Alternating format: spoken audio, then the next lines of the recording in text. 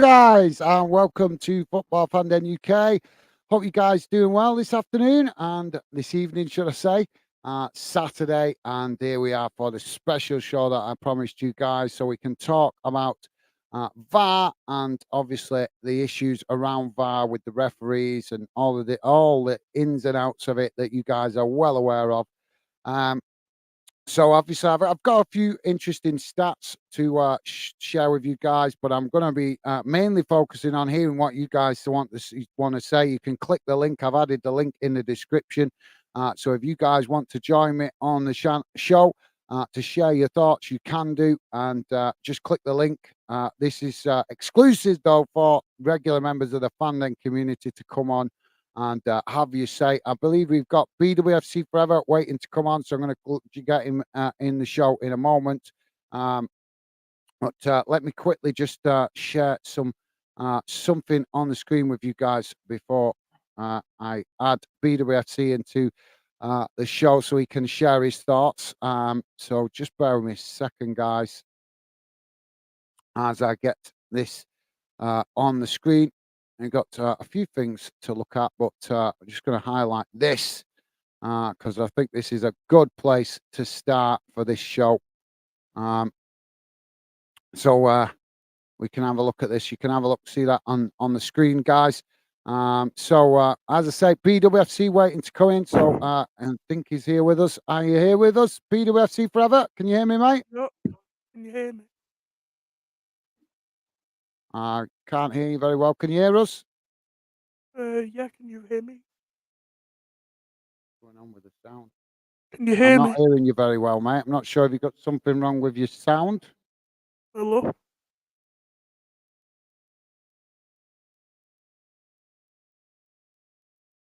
Can you hear me? BWFC, I'm not sure if it's the sound. Do you want to try reconnecting, mate? Because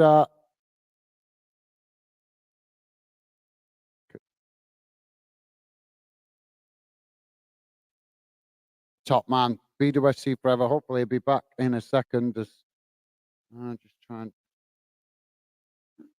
Hopefully, that's better. I'm not sure whether it might just be bad signal on his phone or whatever. Hopefully, he'll be back in a second. Can you hear me better now, mate? Yeah, can you hear me? I can hear you a bit better than before, but you're still very faint. Can you tell what I'm saying? Just about. I'm not sure if the guys in the chat can hear you. Can you sound very distant? Are you there, mate? Yeah, I'm here. Okay. Well, I don't know if you guys can hear BWFC Forever. I'm struggling to hear him myself. But anyway, we'll hopefully hear what he's got to say in a moment. So, guys, I just want to BWFC Forever. Welcome to the show, anyway, mate. We'll try and see if we can hear you in a Thank moment. you. As I say, I can just about hear you, but I'll come back to you in a second, mate. Welcome to the show. So, guys, let's just quickly have a look over this because I've highlighted this, as you can see. Now, I was actually quite surprised with this because it says, as you can see on your screen, 13% of viewers do not support VAR. So basically, fans that are watching it on telly do not support VAR. I'm actually quite surprised that it's only 13%. I thought it'd be higher. But obviously, when they do these stats, guys, you got 13% that will have voted against, then there'll be a percentage that don't, and there'll be kind of a percentage that are unsure. So it's a shame they've only shared that stat and not what the stats were for the actually people that were unsure, for example. As you can also see there, the average VAR intervention time is 55 seconds. It takes about 20 seconds to complete a VAR review. Well, that's where they've got that stat from. I have no idea because that doesn't seem to be 100% accurate. But obviously, that's an average.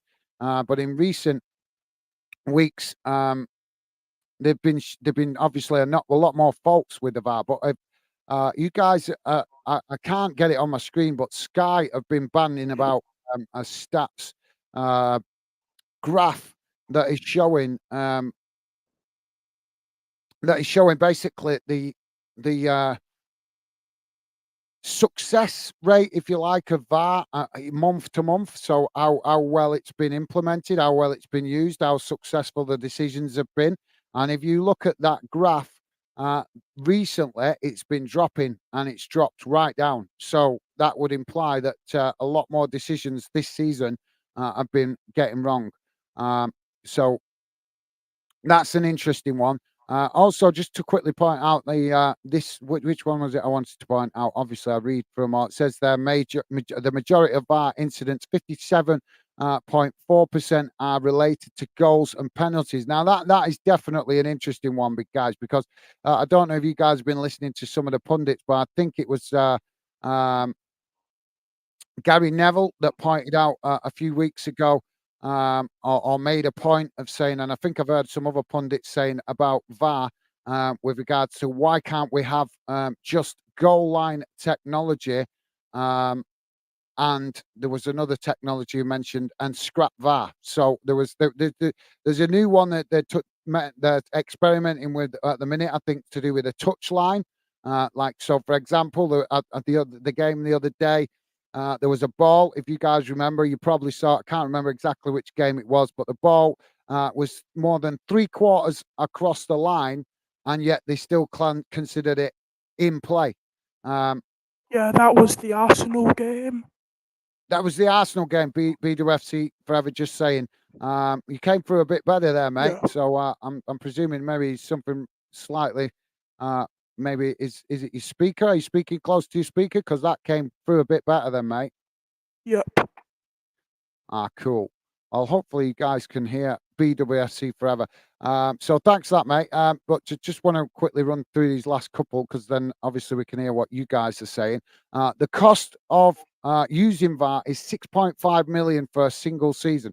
Well, that seems a bit low considering how much they've actually spent on it. But to be honest, is the amount of money relevant? What we're not bothered about the amount of money. I'm sure you guys agree. It doesn't matter how much money. What we want to see is it used right. So if they use it right, maybe the cost will fall. I don't know, but that's irrelevant in respect of what the problems are with VAR at the minute. So obviously, I don't see how that is the fifth most relevant stat to highlight. But obviously, this other one, it's saying in 2018, 86% of people were in favour of VAR. So that's quite interesting. So I don't get when these companies present these kind of stats, why they don't. So if you've got 86% of in 2018, what would the percentage be today? What would I mean? Obviously, you'd think they'd add that stat in, and then finally it says that 69.1% of games reviewed by IFAB did not need VAR intervention. Now that is the most relevant one that I wanted to point out, guys, because 69%, nearly 70% of games reviewed by IFAB saying that no VAR was needed. And yet we're seeing almost on a weekly basis now that more and more games are getting VAR intervention, obviously, particularly in the Premier League. So there's some interesting stats there, guys. There's some more I'm going to come to very shortly. Obviously, I've got an interesting graph, some interesting stats point, or what's the word I'm looking for? Alternatives that Neil Warnock has presented. I don't know if you guys have seen that, but Neil Warnock has presented some interesting alternatives. But we're going to look at that shortly. But let's get to what you guys are saying. BWFC, are you back with us, mate? Are you there? Yeah, sorry, I just left there by accident. No worries, mate. No worries. So, what do you make of those stats, mate? What I've just pointed out to you. Well, that fact about the Arsenal game that you said, I did look at the footage, and I've heard a lot of Arsenal fans saying that it shouldn't have been a goal, but I am an Arsenal fan and I've had a look at it, and I think that that was a deserved goal. So you're talking about the ball that was like, well, it looked Yeah, 3/4 out of off the pitch, didn't it? Is that yeah, you're talking about? yeah, that's what I'm talking about. Yeah. Well, obviously there were a couple of issues, weren't there? There was there was where it was 3/4 out off the pitch, and then obviously there was another incident inside the box when it was crossed in. I think was there about 3 or 4 incidents highlighted in that when they stopped it for Yeah, VAR? there was three. It was the ball going out, an offside, and a foul. Can Please can I share my screen because I think I've found the Sky Sports one. Right. So guys, I just want to check. Can you guys hear BWFC? If you can let me know, I will come to the chat shortly, guys. But if you could just let me know if you guys can hear BWFC forever. I can hear him just about, but I don't know if you guys can hear me. Can hear him. Let me know, guys. Can you hear BWFC forever? Okay. Just before we carry on, if you could just quickly let me know. Millsard saying yes, I can hear. Top stuff, guys. Thank you. Sorry, it's a bit faint. I'm not sure why, but obviously, at least BWFC coming on and sharing his thoughts, so that's good. But yeah, maybe hopefully we can maybe improve the sound next time he comes on. But BWFC, what is it you're sharing here, mate? It's the Sky Sports thing that you were talking about. All right, okay. So just bear with me a second, guys. BWFC here sharing something. So let's quickly see if I can get that on the screen. Let's have a look at this. So here we Yeah, I go. think if Don't you worry. just hover across it and press present on the Sorry, say thing, again, mate. I think you can just hover over it and there should be a button that you can press. Yeah, I've got obviously I'm on the StreamYard here, so I actually have to upload it through StreamYard. So I'm gonna add it now. Here we go. There we Oh go. yeah, it's there. So just So scroll up a bit so we can see that graph if you could, please, mate, because one in obviously that's on your 25 computer. fans, 1 in 25 fans believe VAR has worked very well. There's a graph here of how well or badly VAR has worked in the Premier League. So 26% think it's worked very badly. I'm honestly surprised it wasn't higher than that. But the highest one is worked fairly badly. So most people think it did work. It has worked badly. So is there a percentage there for neutral? Neutral 12%. So 12% neutral, and sorry, remind me again, what was it? The other one you said? 34% think it worked fairly badly. Did you say 54%? 34%. 34%. That's Yeah, still a high percentage. 34% saying it worked yeah. badly. That's the So what's the highest percentage for percentage of people all saying of it works these. well? It's working well. Is it? I'm presuming that's got to be low, hasn't it? Well, working fairly well is 23%, and works very well is 4%. That's shocking. 24% think it works Mm. really well. Yeah, it is shocking that people think that, but it is only 4% for working very well. This is just for the Northwest. Uh, in our area, about 30% of fans think it worked very badly. I think I can zoom in on this. Yeah, northwest of England, 35% think it worked very badly. Just in the northwest. So what's it say for the south? Obviously, see if there's a difference. What for the south? South it says. In London, 18% say very badly. Southeast say 24%. And southwest say 24% as well. Right.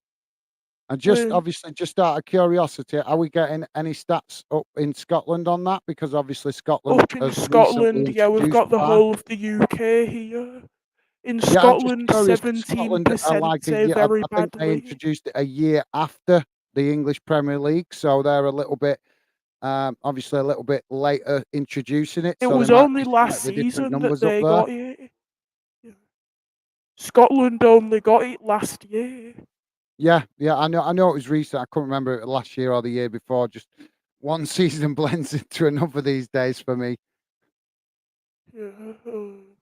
So no stats for that. VAR uh, rounded um, between all fans, VAR's been graded a 4 out of 10, which is really low. Yeah, A definitely. 4 out of 10 is really bad. That's how VAR's been graded on average. Right. Well, that's interesting. And yeah, former Premier League referee Neil Warnock graded it a 7 out of 10, but only 10% agreed with him. Yeah, that's the Here's graph a I was looking at earlier on. yeah here. I thought it might have been this. It was just a big page. Here it is. So Right. Yeah. only 2% say it's worked as a 10 so perfectly, which I was surprised anyone said perfectly. Yeah, The yeah, biggest, definitely. I agree, mate. I'm definitely surprised anybody said it's perfect because it's far from perfect, in it, at the moment. yeah, I would have thought 0% honestly, but the highest percentage is 15% at a 3-star, and then 14% at a 4 rating. So it is terrible how people have been rating it, but it is fair. Yeah, no, that's fair enough. That's fair enough. Well, I'll come Yeah, back to you in a minute, mate, because I just want to read out a few of the comments from the chat from so I'll come back yeah, to you in a second, so good. BWFC. But thank you for sharing that graph. Appreciated, mate. I did try and get it on my screen before, but it weren't linking in for some reason for me. So yeah, Yeah, I'll come back to you in a sec, mate. that's fine. Mills Hardy's with us, big Wigan Athletic fan channel. Mills Hard saying, I can't come on to talk, but VAR can be improved by adding a camera angle to see what is going on in the VAR room so they feel pressure on them so they can uh, get the right decision. So they can, where was I now? Sorry. Cameras angle to see what is going on with VAR, the VAR room so they can feel under pressure on them so they can get the right decision on. Great idea, Gaz. Thank you, Milzard. No worries, mate. Thank you for sharing your thoughts. That's an interesting idea, actually, there from Milzard. Maybe, I mean, obviously, okay, there's the funny side of it, but what he's actually saying, obviously, the referees we're seeing, aren't we, guys? We're seeing when these controversial decisions are coming in games that are taking a certain amount of time. I think obviously, I'm going to come to you, BWSC, in a moment to get your thoughts, and I want you guys to share your Yeah. thoughts as well. But one thing I would like to point out, if you remember, I think it was the Tottenham Liverpool game. There was a major incident in that where it took ages for the VAR to make the decision, Oh and yeah, I eventually we remember obviously had that. that goal, that controversial goal that was scored that was onside, but it was ruled offside. Um, and they seem to take an age to make the decision, blah, blah, blah. You guys, I'm sure you remember it. Now, the reason I'm pointing that out is up until that point, it felt that the start of this season for me, and I want to hear what you guys, because like I say, that's what this show is about, to hear what you guys are saying. I'm just pointing out what I've noticed this season to see what you guys, if you guys agree or you think differently, to present your perspective. But this is what I noticed from that game. Up until that game, it felt like the referees were coming into this new season very authoritarian, trying to hammer the rules. They were giving cards out left, right, and centre because if you remember, there was a lot of controversy about players at that time being sent off. We had a few red cards. I think Liverpool had a couple of red cards back-to-back games, um, and it felt like the referees had come into the new season like we're going to hammer the rules. We're going to make sure we enforce the rules, and everybody knows that we're in charge of the rules. And they seem to come into it all guns blazing.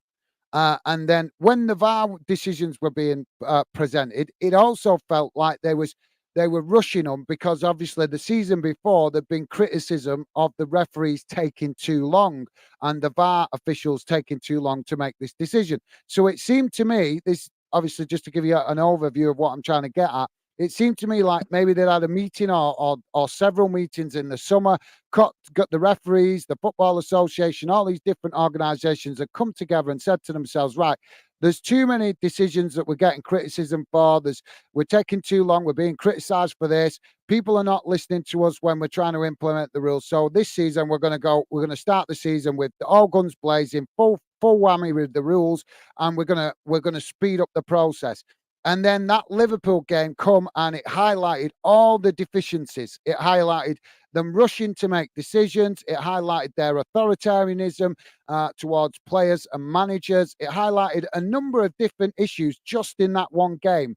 And then after that, it suddenly went back to where referees are slowing the process down because they're suddenly scared to make the wrong decision because they've seen that the referee just got criticised for all the wrong decisions in previous games. They're getting slaughtered.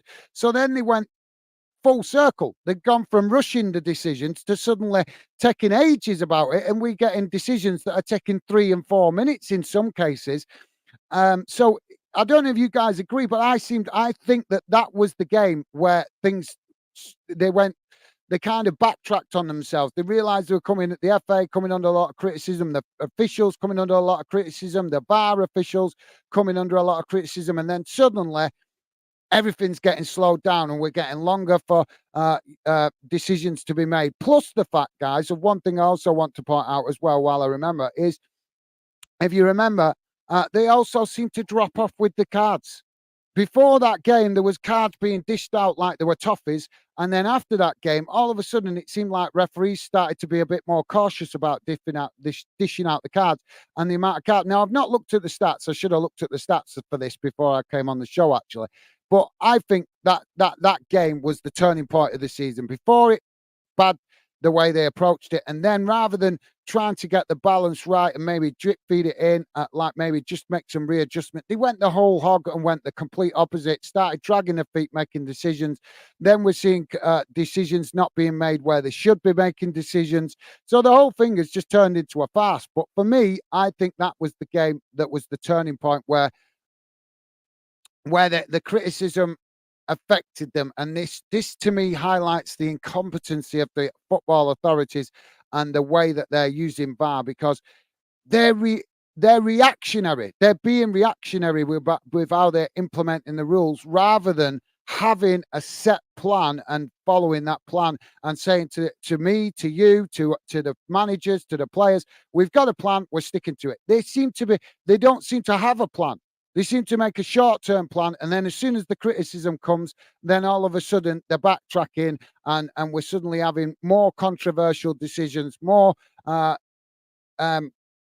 debate. So I thought I'd present that to you guys. But for me, that was the turning point. So what do you think, BWFC Forever? Do you think there's something in that? Do you think I'm along the right lines, or was there another particular point of this season where you feel that it all came to a head? BWFC Forever, are you still with us, mate? Yeah, I'm still here. Can't hear you. Oh, can you hear me? Yeah, just about. If you could speak a bit closer to your mic. Yeah, I'm literally as close as I can get. Okay, mate, go on, fire away. Right, well, I definitely agree with Mill's Odd there, that they really do need a camera in the VAR room. But there's another few things I think that they should have. With that camera, I think that they should also have um, like audio in there so that the fans can hear what they're saying in there. And a few leagues have been testing this out, but I think that they should do what other leagues are doing, where after a decision, the referee needs to talk to the entire stadium and explain their decision. Right. So yeah, mate, well said, BWFC. Yep, that's a great suggestion, mate. You're talking along the lines of what they do in rugby, where or in the ladies, like we saw with they experimented with it, didn't they? In the ladies World Cup with the referee coming out and explaining the decision. So you're saying you're in Yeah. favour of that? Yeah, and Asian clubs do it as well in men's football. But please can you show my screen again, because I've got a photo of the Newcastle goal against Arsenal. Yeah, so you'll need to take the comment away for a bit. Yeah, there you go. It was that far out, but I think their reasoning was because of the curve of the ball, it was still slightly in. So that was fine. I think that's their reasoning for calling that not out. So, Well, what do you think? obviously everybody's going to interpret it their own way, but I mean, for me, the opposite, the ball being out of play in that particular incident, it just highlights the fact that the rule doesn't work. Yeah, I agree, and I think this has a photo of the others as well. Um, I'm not sure though. Uh, just trying to find it. I don't think they have it in this, but if I go back up to that, then uh, like you said, when it's like that, lots of people will interpret it different ways. But I think that because of the curve of the ball, it was still in. Well, for me, like I said, for me, I take on board. Everybody's going to have their own opinion on whether that's a ball in or out. For me, that ball is out. There's no question about it. But that's where, but it's out. But by the letter of the law, the way they're implementing the rules, that could argue that it's still technically in if the ball is hovering over the white line. But for me, I think, and this is just my personal opinion of the ball rule of the rule of it being out behind the line is if obviously when you roll a ball, there's the center of the ball that touches the ground.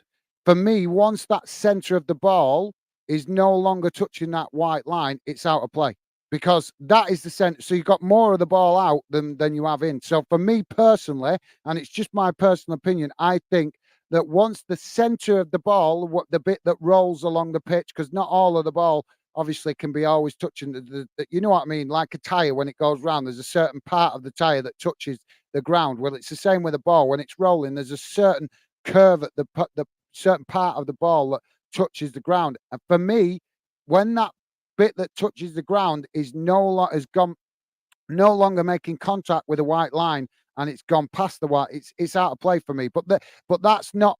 But obviously, that's not in keeping with the way they're implementing the rule. But that's just my opinion. That's where the rule should be changed. If the curve of the ball, which actually rolls, so if you kick the ball down the pitch, it rolls. That bit, once that's over the line, that's offside. It's out of play for me personally. But obviously, with the way that's what I'm trying to say. With the way they're implementing the rules, it's not offside because they're not counting that part of the ball. They're saying the whole of the ball has to be out. So, you know, it comes back to the offside rule, doesn't it, mate? Where we're getting down Yeah. to fingernails and you know, and puffs of air to whether somebody's onside or offside. Yeah, well, this is VAR's official angle that they looked at. This is the Yeah, official one that they were given to look at. right. So that's the official angle they give to look. But if you look at that, I mean, obviously it's only small on my screen, but if you look at that, I mean, it does look like it's offside because you can actually see green between the ball and the Meaning line. out of play. But You uh, said but like offside I there, say, but I'm mate, this showing. is the problem with it, isn't it? Because Yeah. they're making the rules more complicated than they need to be. Yeah, and then I've got the foul here as well. Let me show that. Share this tab instead. There's what they were calling a foul. Um, I don't think that's a foul. If that was a foul, then there'd be a million free kicks a game because that's basically just um, what's the word? Like pressuring a player. All players do it, so I don't think that that's a foul. Well, yeah, no, you make a great point, mate. No, you make a great point. To be honest, with the fouls in the box, it's getting nuts, mate. Because we're seeing fouls that shouldn't be given, and then we're seeing fouls that should be given, not given. Not be given. But one point, sorry to just interrupt you, mate. One point I wanted to point out to you. I think it was Gary Neville that said this. He said about the balls. What was it now? He said about the balls in the box, that the referees are basically creating their own problem um, by not having clarification of the fouls in the box. But that was the point. The key point that he made that I picked up on was he suggested that players diving was contributing to why so many decisions in the box were controversial, because referees are now not sure whether the foul is genuine or whether players are diving. Would you agree with that, mate? Do you think the players have contributed to that uncertainty in the box? I don't know whether Gary Neville is just trying to create another talking point or distract a Yeah, little bit from the referees. But what do you make of that, mate? I agree with that, but I've just been trying to get up the. I'm not sure when this was, but I found a goal that Man United got disallowed here. You Um, found a what? Sorry. I'm just trying to find the right moment where the lines were shown. United got a goal disallowed. I'm just trying to find the right moment if it shows the lines in this clip. Um, I'm not showing it yet just because I'm trying to find the right bit. All And right. Well, no obviously worries. it's While you do that, copyright, so I'm I'll just go through trying the chat. to. Don't forget, guys, you are welcome to come on the show. That's the whole point of this show. If you want to come on, you can join us. It's more can allow more than one person on on the live stream with us. So if you guys want to come on and have your say, just click that link in the description. It's there for you guys to come on and join. So I'll come back to that in a minute. BWFC, once you've found it, just let's put that. Yeah, But yeah, yep, guys, that's why, as I say, that's why we're doing the show, so you guys can have the chance to come on. So I'm not gonna be able to read all these comments out because you guys have been talking away. So I'm gonna read some of them out, but then try and get closer to the bottom so I can get to you guys reacting to what we're saying. So Ben is saying, can't wait for this show. Thank you, Ben. Welcome to the show, mate. Good to have you with us. Don't forget, guys, like I say, you can join us if you want to, but if you prefer to stay in the chat, I understand. But like you can see, BWFC Forever coming on. He was unsure about showing his face on camera. As you guys can see, you can come on and have your say without showing your face. So the option is there for you. So thank you for that, Ben, and good to have you with us, mate. Pure Loyalist is with us. How's it going, mate? Pure Loyalist saying, all right, Ben. Nice one, mate. Top stuff. Thank you, Pure Loyalist. Good to have you with us, mate. Welcome to the show. Hope you had a good afternoon with your granddaughter. Ben is saying, yeah, Pure Loyalist, HBU. I'm not sure what that's meaning, but obviously I'm going to try and crack through some of these comments to catch up. Pure Loyalist saying, all right, WAFC. Thank you, mate. Loving the positive vibes. Top man. Pure Loyalist also saying, oh, good, Ben. Thank you, mate. So Pure Loyalist saying, just a quick like and a hello. Dinner is on its way, but will be in and around. Okay, mate. Thank you for that. Hope you enjoy your dinner. And thank you for dropping in, mate. Top man. Thank you. Appreciate you coming, getting involved. Pure Loyalist also saying VAR is both a good thing and a bad thing. As we all know, it could be improved to stop refs making bad decisions. Just a pity it can't be. It can't. Just a pity it can't red card them. Oh, I think he means we can't red card them. I like that. Yeah, that's a good in that one, mate. Yeah, well said. Fair enough. Yeah. Would be good if we could give. Wouldn't it be good if fans could give an opinion of the referee? I actually did think that a while back. If you could give an opinion on your way out the stadium of that, like had a scan machine where you could just. Do you think the ref had a good performance today? Good, bad, or neutral? Wouldn't that be interesting if we got some that stats is a on that? brilliant idea. No, thank you, mate. Thank you, BWFC. I'll come back to you in a minute, mate. I'm just trying to quickly catch up with some comments. Wigan Athletic Fan Channel, Millsard, how you doing, mate? Welcome to the show. Millsard saying hi, everyone. Good to see you, Millsard. Welcome to the show, mate. Pure Lowly saying, all right, WAFC, thank you, mate. And Millsard there replying. So thank you, guys. I'm going to try and skip through some of these comments to get to the bottom.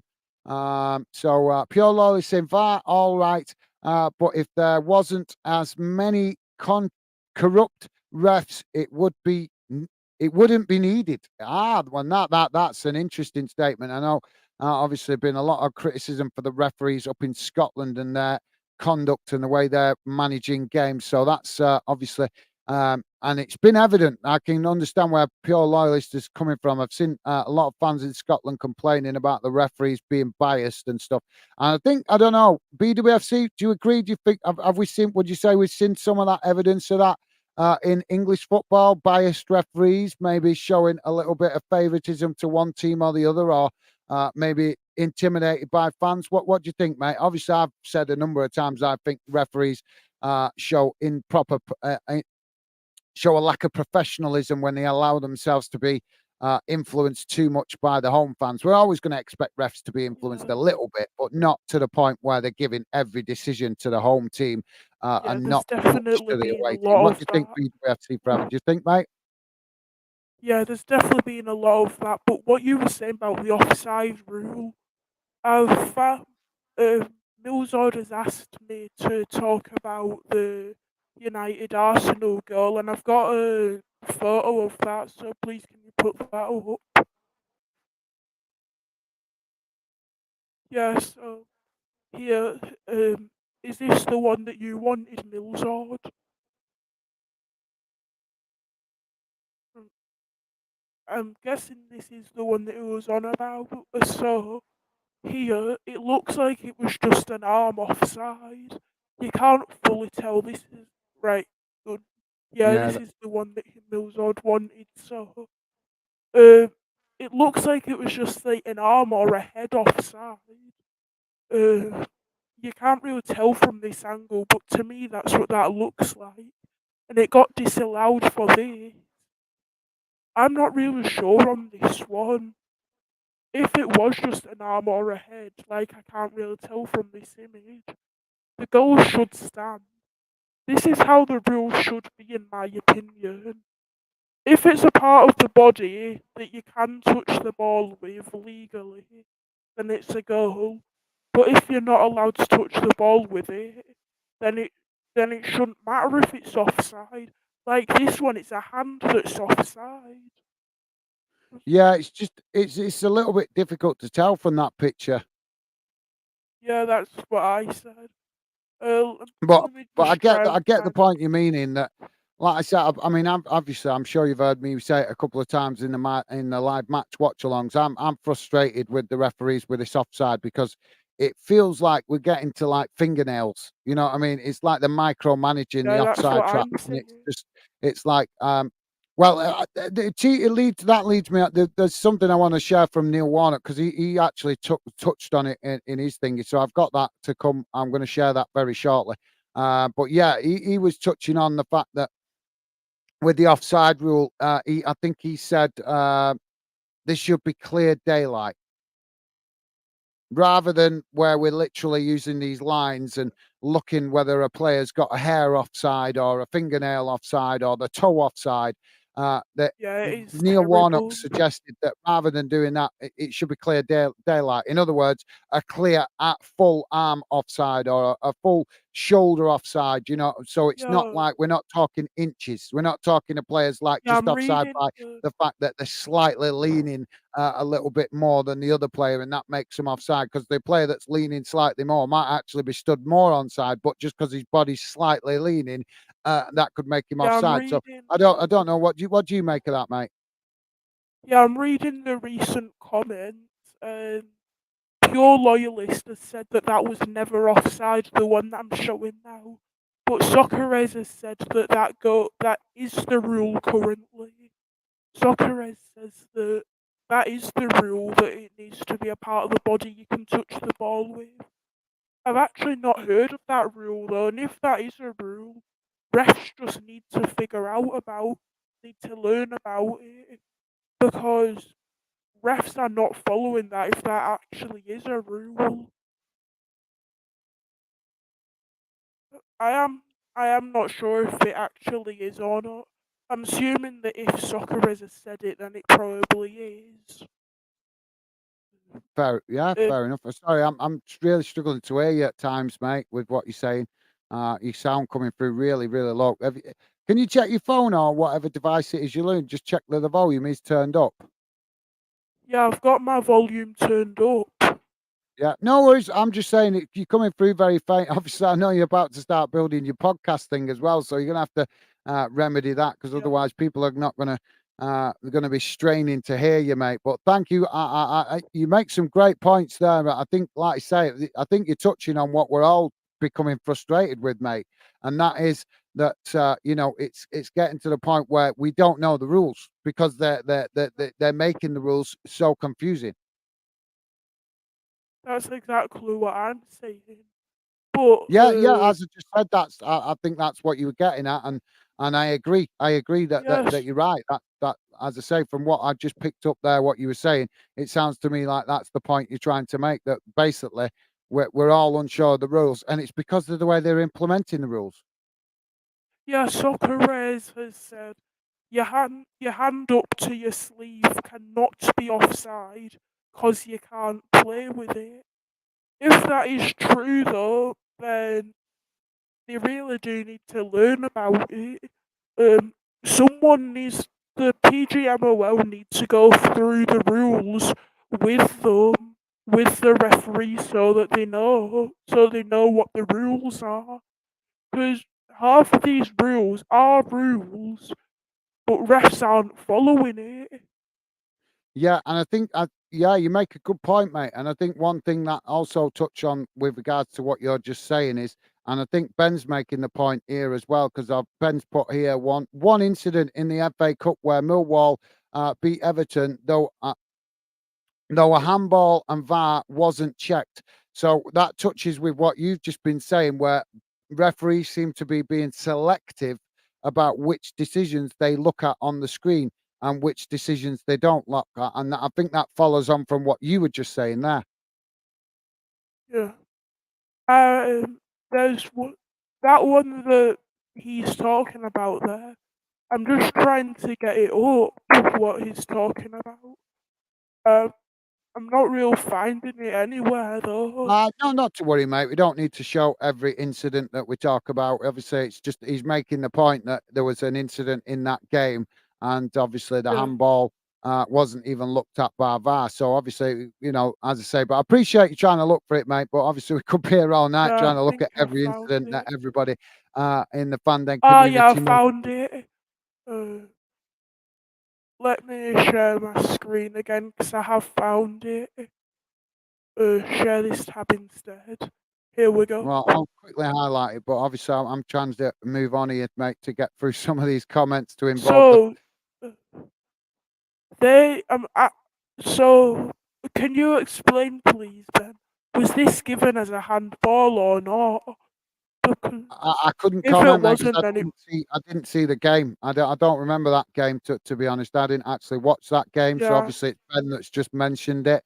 But obviously I looking know at I'm the trying image to there, ask it you. it does look like it, that's well, it's hard to tell because obviously you can't tell off a picture with the thing with handballs for me is it hand to ball or ball to hand? And this is where referees need to show common sense. Has the ball bounced up or has the ball just gone straight to his arm? And because like when we see players jumping in the air, you naturally, if you jump, no matter what sport you do, if you Yeah, jump, you naturally use your arms to give you leverage to get higher. So, you know, like we're saying, this is where common sense is not being used, where referees are micromanaging the game, and we're having incidents like handballs being questioned because we don't know the rules because they're not using a simple thing like ball to hand or yeah. hand to ball. So, for example, It's if the took player moves his arm towards the ball as the ball's coming in or coming at him, then that's a handball. But if the ball has It's come at the and the player, we can see the players just like there. I mean, that picture, that's what I'm trying to say. That picture doesn't really give us the justice of that incident. Has the yeah, ball it's a bounced tough in one his for arm? me. Has he moved his arm out towards the ball? It's very difficult to tell from that picture. Exactly, that's what I'm saying. Mil- I know that you're quite far behind in the comments, and I'm looking at the most recent one. But Milzord says it should not be handball. It's a natural position. I'm not sure if that is a natural position though. It depends if it was from a corner or something. If that was from a corner, then it is a natural position, I think. But I think any other moment, and that isn't a natural position, having your arms like that. Okay. Okay, yeah, no, fair enough. So, fair point, mate. Fair point.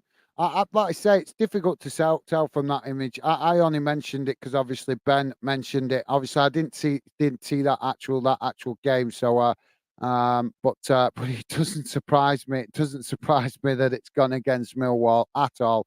Because as we know, referees do have shown that bias where they do seem to favour the Premier League clubs or the bigger Premier League clubs, shall we say, in certain instances. So yeah, if that's like I say, without actually seeing the incident in the game, at normal speed, it's difficult for us to comment on it, mate. Innit? Yeah, that is a clear handball to me, though. Yeah, well, like I say, without seeing whether the ball, I know for me, you could argue that's ball to hand, and he's got his arms out, but you don't know why he's got his arms out. What momentum is he making as that ball's come to contact with him? Is he in a running momentum? Because if he is, then his arms are naturally going to be swinging as he's running. There's like I say, there could be a. We just without seeing it, it's really difficult. I get what you're saying. It looks like he's leaning his arm out, but then again, we don't know where the ball's bounced from. We don't know if it's bounced up off the ground or it's come out of the air. Like I say, without seeing the incident, it's really. I always try to avoid commenting on things me personally where I haven't got the full details. To be fair. Yeah. So yeah, well, There thank are you a for sharing that BWFC top man. Thank you, mate. I'll come back to you in a sec. Stevie's saying just yeah, all good. Thanks, loyalist. Thank you, Stevie. So you guys obviously welcoming it, everybody welcoming and saying hello. Top stuff, guys. Thank you. Loving the positive vibes. Celeres, Socares, saying evening. I made it. How's it going, mate? Socares, welcome to the show, mate. Good to have you with us. Pure loyalist with a thumbs up and welcoming Socares. Socares, uh, Sakares, thank you, mate. Top man, pure loyalist. And Ryan with us, Mr. Barnsley. Saying good evening. How's it going, Ryan? Welcome to the show, mate. Good to have you with us. So, guys, I'm going to try and quickly just skip through some of these comments just to catch up with where you guys are. I can see Zorg here saying hello again. Hand pink waving, hand pink waving. How's it going, mate? Welcome to the show. Zog H4, good to see you, mate. Hope you're doing well. Let us know your thoughts on the debate. And don't forget, guys, the link is in the description. If you want to come on and have your say, you can come on the screen now like BWFC Forever. You can come on, show your face if you want to. But if you prefer just to hide your face, you can hide your face and just have your voice so we can hear what you've got to say. Like I say, this is a special show, a one-off show to give you guys the chance to come on and have you say. As I keep saying to you guys, Fanden is about trying to involve you guys, but I can only do that if you guys make the effort to come and get involved. So, as I say, if you want to use that option, the link is in the description. So thank you for that, Pure Loyalist. Wigan Athletic Fan Channel, Milzard saying, good luck, BWFC. I'm not sure what that's about. But thank you, Milzard. Sorry, mate. I'm just trying to catch up with where you guys are at here.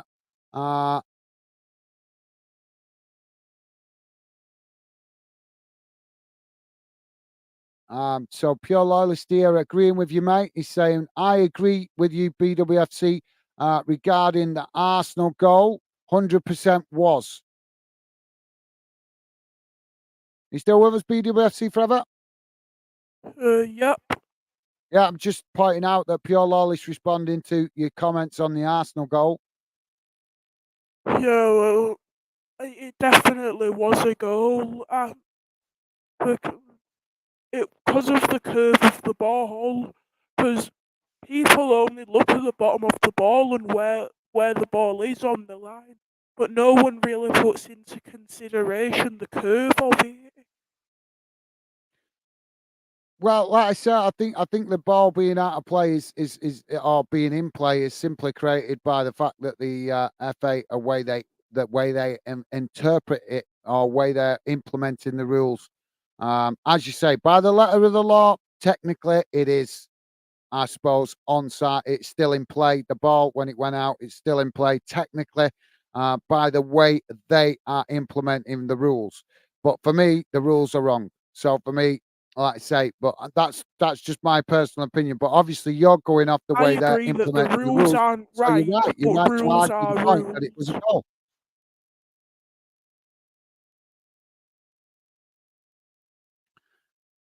Um, Soccer is saying VAR works as well as the people who who operate on it. Yeah. No, mate, you're right. It's the people. You're right. You guys making a good point. It's the people that how they implement it, and that was what I was going to finish the show on eventually later on. For me, that's what it all boils down to. VAR can be used to however we want it to be used. It's all about how we use it. It's all about how the officials use it. It should be improving the game, but unfortunately, as Sakaras pointing out there, VAR is works as well as the people who operate it. Would you agree with that, BWFC Forever? Yeah, I do agree with that. But I really don't. It's confusing sometimes what takes some decisions so long to look at. The referee takes long enough just talking to VAR, and then they get sent to the monitor. It feels like it takes some years to eventually come back with a decision. No, that's fair enough. I'm really struggling to hear you at times here, mate. I'm just going to click that off and on again and see if it makes any difference. But no, you make a good point. Sorry, mate. I'm really struggling to hear you at times. I hope you guys can hear BWFC Forever. Okay, because I am struggling at times to make out what he's saying. Pure Loyalist saying 17% Scotland gas. All right, so there you go. So BWFC Forever, Pure Loyalist has given us a stat here for Scotland. So I'm presuming that's 17% that don't feel that VAR is being used well in Yeah, Scotland. I So know I what showed you that BWFC Forever? stat. What It was the was stat when you said before for England? Yeah, it was when you asked, and I was getting it up that I'm assuming he said that. I did show you that stat. Yeah, I just can't remember the number. Obviously, it's my fault. I'm a bit behind here with the comments, but that's obviously because I joined you on the show. I was planning to get through some comments. I didn't expect you because you didn't message me back on social media. I didn't expect you to be in so quick. So I thought I might get through a few messages. So my bad, my bad. Well, I So didn't let's see even if I see can that catch you up a bit replied here. to Sorry, me. Peter, are you just saying something then? I didn't even see that you did reply to me. Yeah, I sent you the link on the message on Twitter or X, whatever it's called now. I did mention to the other day that I was going to promote it before I did Yeah, the I show. So forgot. I remember, but I did completely forget that you did put it up. no worries, mate. No worries. Like I said, my bad. I've been chasing my tail a bit this week with a number of things. So my bad. Um, Yeah, I just forgot that you were gonna do it. no That worries, you mate. said that Easy you done. were gonna We put all a get busy. post up. No worries, mate. My bad. Like I say, we all get busy and sometimes just get a bit overwhelmed. Socrates saying here they don't like pressure. I'm sorry, that's my mic is bad. Can't join. Okay, no worries, mate. Well, thank you very much for coming, dropping in, and sharing your thoughts. No worries. Like I say, the option is there. As I thought it would try and get you guys to come on and see if you want to share your thoughts. But if you don't want to, that's fine. That's not a problem. Pure Lolly saying VAR VAR a time wasteland can be used to benefit some teams win games through extra time. Interesting. What do you make of that, BWFC Forever? Yeah, the extra time that he's talking about there, I do really agree with him. The matches that I watch, it has an unreasonable amount of added time. And that isn't anything to do with VAR, I don't think. I think that's just referees. But I do still agree with that. They add on way too much time now. And I've just got a point to make. This isn't about VAR. It's just about referees. But when Bolton Wanderers played against Blackpool, some of the decisions were terrible. Bolton had like a million decisions, a million yellow cards. It felt like. I'm just trying to have a look now at how many they got. 5 yellow cards Bolton got that game. It really is unreasonable, the amount of yellow cards that they give for no reason, and then the amount of added time that they add on. It is terrible. No, I agree. Yeah, the amount of time that's been added on, I don't think that's got absolutely nothing to do with VAR. That's to do with the FA's attitude to implementing the rules. Now they say that they introduced it this season, didn't they? Because they said that there was too many Yeah. players. They felt was too many players wasting time, running the clock down. And just time wasting throughout the game with silly little incidents, things like that, and blowing things out of proportion where we get players coming together and creating all sorts of handbag scenes and stuff like that. So the FA came into this new season with the attitude, we're going to clamp down on that. So that's why we're seeing these stupid, obscene amounts of added time, like what is it? I think we've seen 12 minutes. I think the highest I've seen was 14 minutes. It's just getting absolutely crazy. And don't get me wrong, I've I'm all seen for it in referees 20. adding a little bit more time on if they feel it necessary. But we've gone from where the average time added on was around 3 to 4 minutes at the end of the game to suddenly it's jumped up to now Less being an than that. average of anything from 8 minutes to 12 minutes, which is just They can add absolutely on as nuts. We much can time as understand them they adding a want. little bit more time, so maybe stretching it to 6 minutes and saying, well, we're adding a couple more minutes on because we feel that players are rolling around too much, or managers are slowing the game down by their antics on the touchline, or whatever. Give an expert. We would all accept that. I think as fans, we would accept that they want to try and make a point of it, but doubling and tripling the time, that seems Yeah, absolutely that's crazy. And I what. think Pure Loyalist and BWFC Forever make a good point there, where they're touching on the fact that maybe that is working in favour of some of the bigger teams, or some of the stronger teams. In respect to they're getting a bit of a favour off the referee by having more added time. And obviously, if they're in a losing position or they're drawing, we know that teams like Manchester City or whatever, they could be drawing, say, for example, with Brentford 1-0 or 1-1 or something like that. And then in the dying moments of the game, they nick a late goal and win it when there's 12 minutes Yeah, added like on the time. So community I think that's shield. what you guys touching on. Did you see the community shield? The, the community shield game. The match got brought to penalties because of what, a 90 and 100th minute goal was it? Say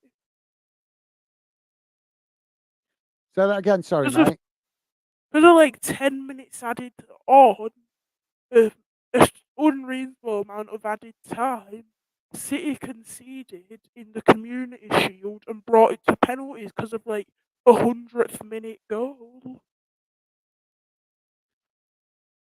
I can't remember the Community Shield very well, to be fair. You can tell you're young, mate. You got a great memory for the individual games. Yeah. But no, sorry, I can't remember that particular incident that you're mentioning. I can't remember that too clearly, but that's probably because I've watched a lot of games, obviously, as you know, streaming a lot of games. So sometimes it starts to get to the point where some games blend into others in your memory, if you know what I mean. But no, you're making Yeah. some good points, mate. I get what you're saying, and you were just touching a moment on what the same as what Pure Loyal is saying there about this time added on is and I think that's what you're getting at with the Community Shield game. Yeah, that Is is. sorry, mate. Yeah, that is what I'm basically saying about pure loyalists. Right, well, cool. Yeah, well, you like I say, you guys, I'm in full agreement with you. I think it's crazy how much, like I just pointed out, I think we could understand it if maybe the referees came out and said we feel that players wasting too much time, so we're going to start adding a few more minutes on for when we feel that happens. Would you A accept that? few Would you more, accept? not treble the time. Exactly. Yep. So, yep. Thank you, mate. Top man, B2FCC. As great minds think alike, that's the logical thing. See, that's the point, guys. We would all accept the referees or the FA coming out and saying we want to enforce the rules a little bit more because we think some players are taking the mick rolling round or wasting time. We would all accept that. But as B2FC just pointed out there, doubling the time is one thing, but when they're tripling it and quadrupling it, that's just too much. That's going like overboard. So yeah. So thank you for that, B2FC. Sorry, mate. I'm just going to quickly read out some comments. Sakarez saying first was 5 subs instead of 3. Um,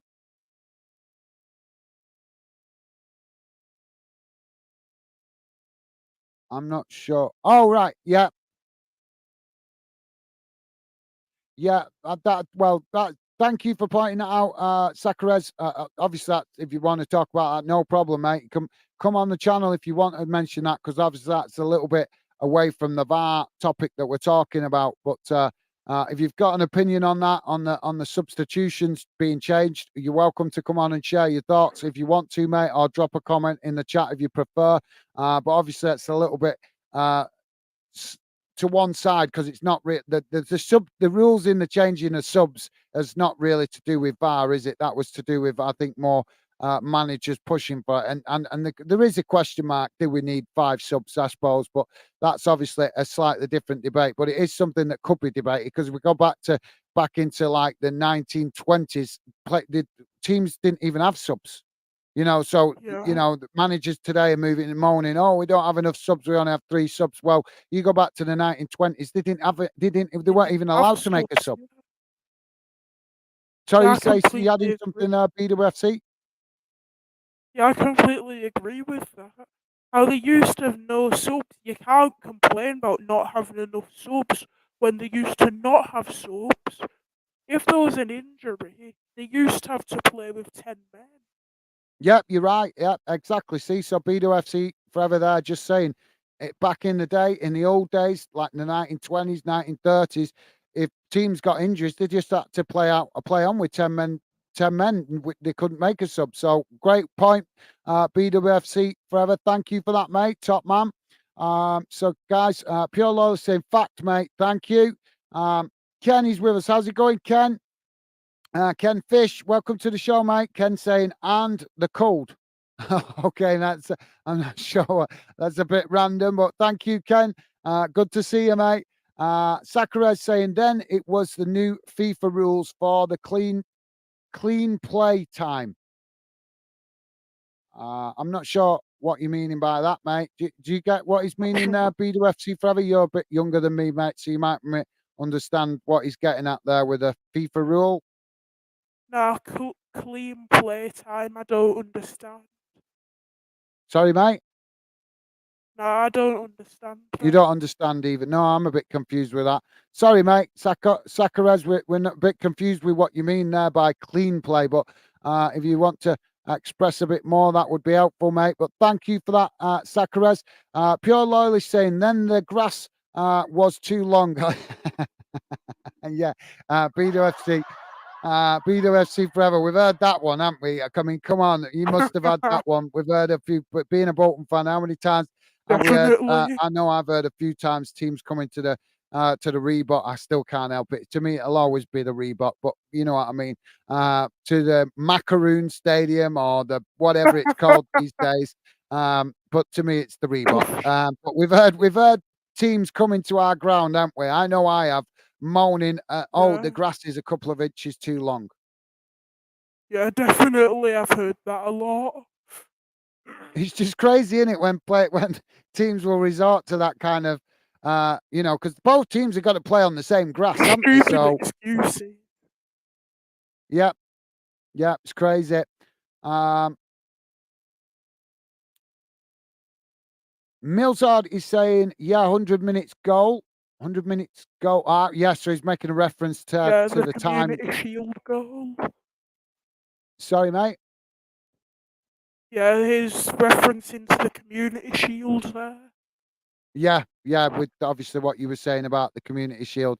Sorry, I can't. I don't even know if I did. I think I did that game. I just can't remember it You very well, did, to be yeah. honest. But I watched it. I was there. You did do it.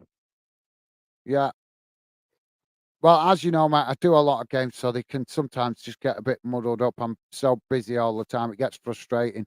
Um, But thank you for that, Milzard. Good point, mate. Thank you for that. Ken Fishstein, I like football to be a free flowing game.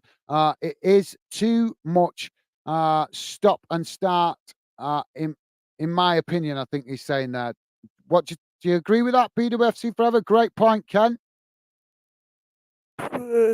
Yeah, I do definitely agree with that. Way too much stop and start because uh, what I've heard is that before this new thing was brought in, the new added time stuff, they used to play 40 to 50 minutes and that was it per game. So practically they only played one half of football all in. So they said that that's the reason they brought this in. If that's the case and they did stop for 40 minutes worth of the match, why did they not add on 40 minutes of added time? It's pointless them doing this because they're still not playing the full 90 minutes. Because it, it's stuff like 10 minutes added on that they're playing. If this same fact is still happening, then there's only been 50 minutes played. So where's that other 40 minutes? So it is a stupid rule that they brought in. And it should be a free flowing game. No, I agree. I'm certainly fully agreeing with that because, like I said, I've become very frustrated with him. Well, I'm sure you guys have seen me getting frustrated with the match watch-alongs when it's stop, start, stop, and you'll see me suddenly chuck my hands up in the air and go, "Come on, ref, this is getting crazy." So I totally agree with you guys. When you're doing a match commentary, you become a lot more aware of it. I've become a lot more aware of Yeah, it I since I've been doing understand because Fandom I and do doing all match the match watch commentary because alongs as well. we're all it's obviously every time it stops me commentating on the game, which is great because it means I get the chance to answer some of you guys' comments sometimes. But sometimes it's just stop, start, stop, start, stop, start. One Yeah, I decision, then another understand. one, then another one, and then another. How the heck can we enjoy the game when it's like that? We just can't, can we? Yeah, I understand what you mean because I started doing match watch alongs recently on Twitch, and I feel the exact same. And I've only just started, so I'm not getting any comments.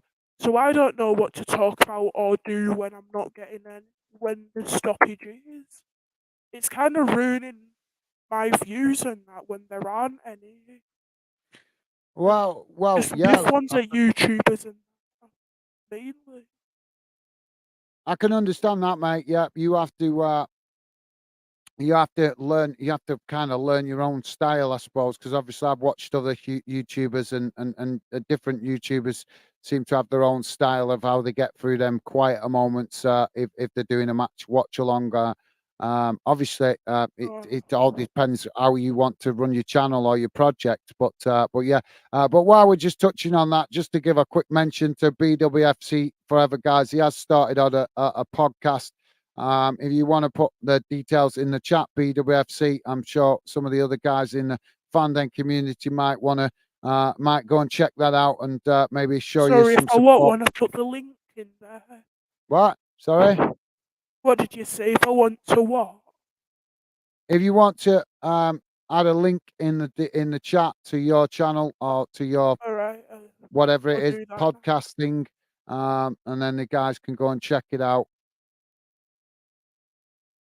Yeah, I'll do that So let's get now. back to the comments, guys. Hopefully, BWFC will drop that link in there for you guys to check out if you want to go and have a listen to his podcast, his new podcast that he's doing. Pure Loyalist saying, Ken, mate, hope you're well.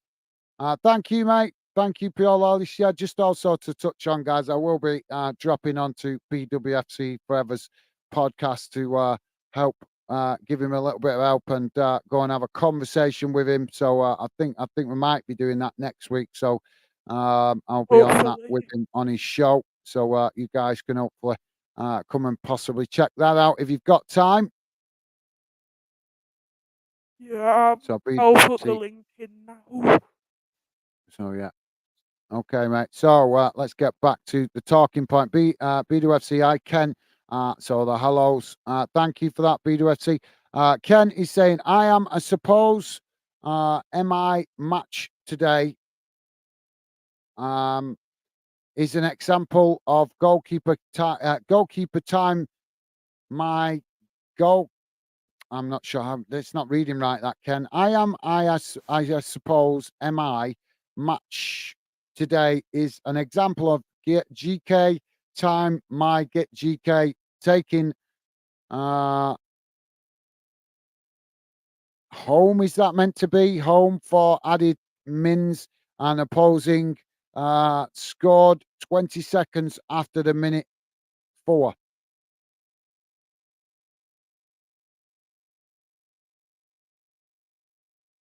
Sorry, Ken, I'm trying to make sense of what you're getting at there. 4 added minutes and opposed second 20-second after the minute 4. Right. So he's trying to say that the 20, I think he's trying to say that after the added on time, I think that's what he's getting at there. There was 4 minutes added on time. I think that's what he's trying to say. And after minute 4, 20 seconds after it, the goal went in. I think that's what he's trying to say. So yeah. Sorry, Ken, I can't make the rest and figure out what you're trying to say in the top line there. But I'm getting that you're making the point that the added on time was played added on time. So yeah, no, well said, Ken. I think we're all becoming frustrated with it, mate. Ken also saying, so it did not go to penalties.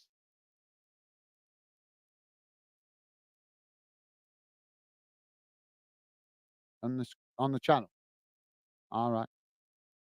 Okay, cool. I'm just hearing that Dylan might be coming on, so thank you for that. Okay, no worries. Yeah, I was trying to post the link for him, but it said that the comment failed to post. I can't hear you, mate. The sound is really getting annoying now. What? Say that again. I was trying to put the link in the chat for Dylan, but it said the comment failed to post. Well, it's in the description there. It's showing in the chat for me from where I see it. I can see the link. I think I've just done it. I think it should be there now. Well, there you go, guys. The link's there if you want to go and check out his channel. But if you can't get it through the link, just click his logo, go to his channel. No, and I'm sure that's the one to join this for Dylan. But I have put mine up a little bit. I've put 2. I've got that link that I've just put there. That's to join and talk on this. But I have also put up my link for my podcast. Right. Well, I'm only seeing one link in the chat. I'm not sure which one it is. Yeah, no, I don't know where my other one is. I'm just well, guys, just click on the new What podcast. If you click on his account name there, you can go to his channel and join his channel, and he is also on X as well. So if you want to check him out on X, and then obviously you can drop him a message if he hasn't got the link there. So that way you can find him. Ken is saying, so it did not go to penalties. Right. So he's saying that the goal. I'm not sure which game he's meaning there. Yeah, so do I. I don't get it either. Sorry, mate. What? I don't get what he meant there either. What match he's on about? No, I'm not sure, to be fair. I'm not sure. But thank you for that, Ken. Sorry, mate, for finding it a little difficult to make sense of your comment there, but I get the gist of what you're saying. I think Ken's frustrated with the fact that a goal went in 20 seconds after what should have been full time to equalise. So thank you for that, Ken. Milzard saying, watch your Twitch. Is that in Oh, reference to me, Millsord? Because I stream on Twitch. well, it's got to be a reference to you because I'm not on Twitch. So I'm presuming Milzard has checked you out on Twitch. So thank you, Milzard, top man. Appreciate that. So it must be a reference to you, mate, because I'm not on Twitch. Not yet, anyway. Sakurez saying clean play time. The actual time the ball is in play.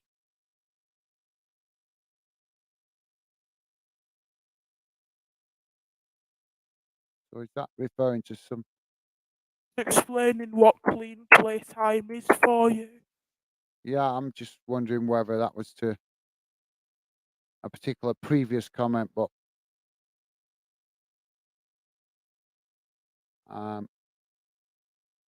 so I'm sorry. What are you meaning by that, mate? You could clean play time, guys. Please, if I do want to, obviously engage with as many comments as possible, but please try and make them so I can understand what you're actually trying to get at. I Because know that's now what a he couple of means. comments that I'm He's struggling to saying follow because you guys are making he's short saying abbreviations. he's Sorry, what, mate? explaining what clean play time is. All right, yeah. So he's making a reference to clean play time, the actual time. But And please yeah, can but you? I don't understand why he's making the point. I get what he's saying, but what's I don't understand why he's It's making because the point. earlier on he mentioned clean play time, and you're asking what it meant. Right. Okay. Then it was what new But FIFA rule? please can you Right. He's repost the meaning link for the new for? FIFA clean play rule. I'm with you, mate. Okay. Yeah. Please can you repost the link to join this for Dylan? The link's in the description. I've pinned it to the top, so he should be able to find it. It's not in the description. Our link is in the description. It should be. Should be at the top of the Looking at page. the description now and it isn't there.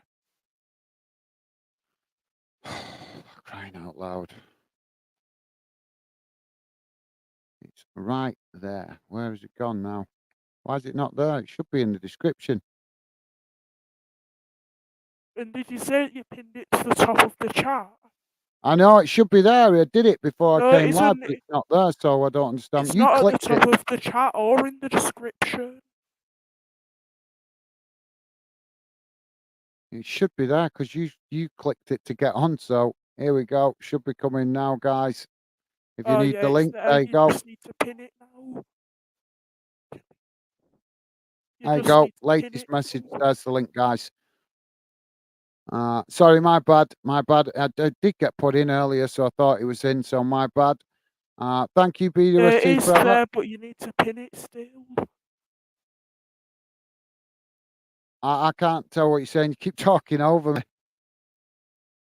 Sorry. It is there, you just need to pin it. I've just added it in the chat now. I've just put it in. Yeah, I know, but so that people aren't need to scroll right to the top, you need to pin it to the top. I did pin it earlier. Can't ban a Your chat. loyalist says it is pinned. Let me check on my phone. I'll check on my phone and then let you know. There's the link, guys. Why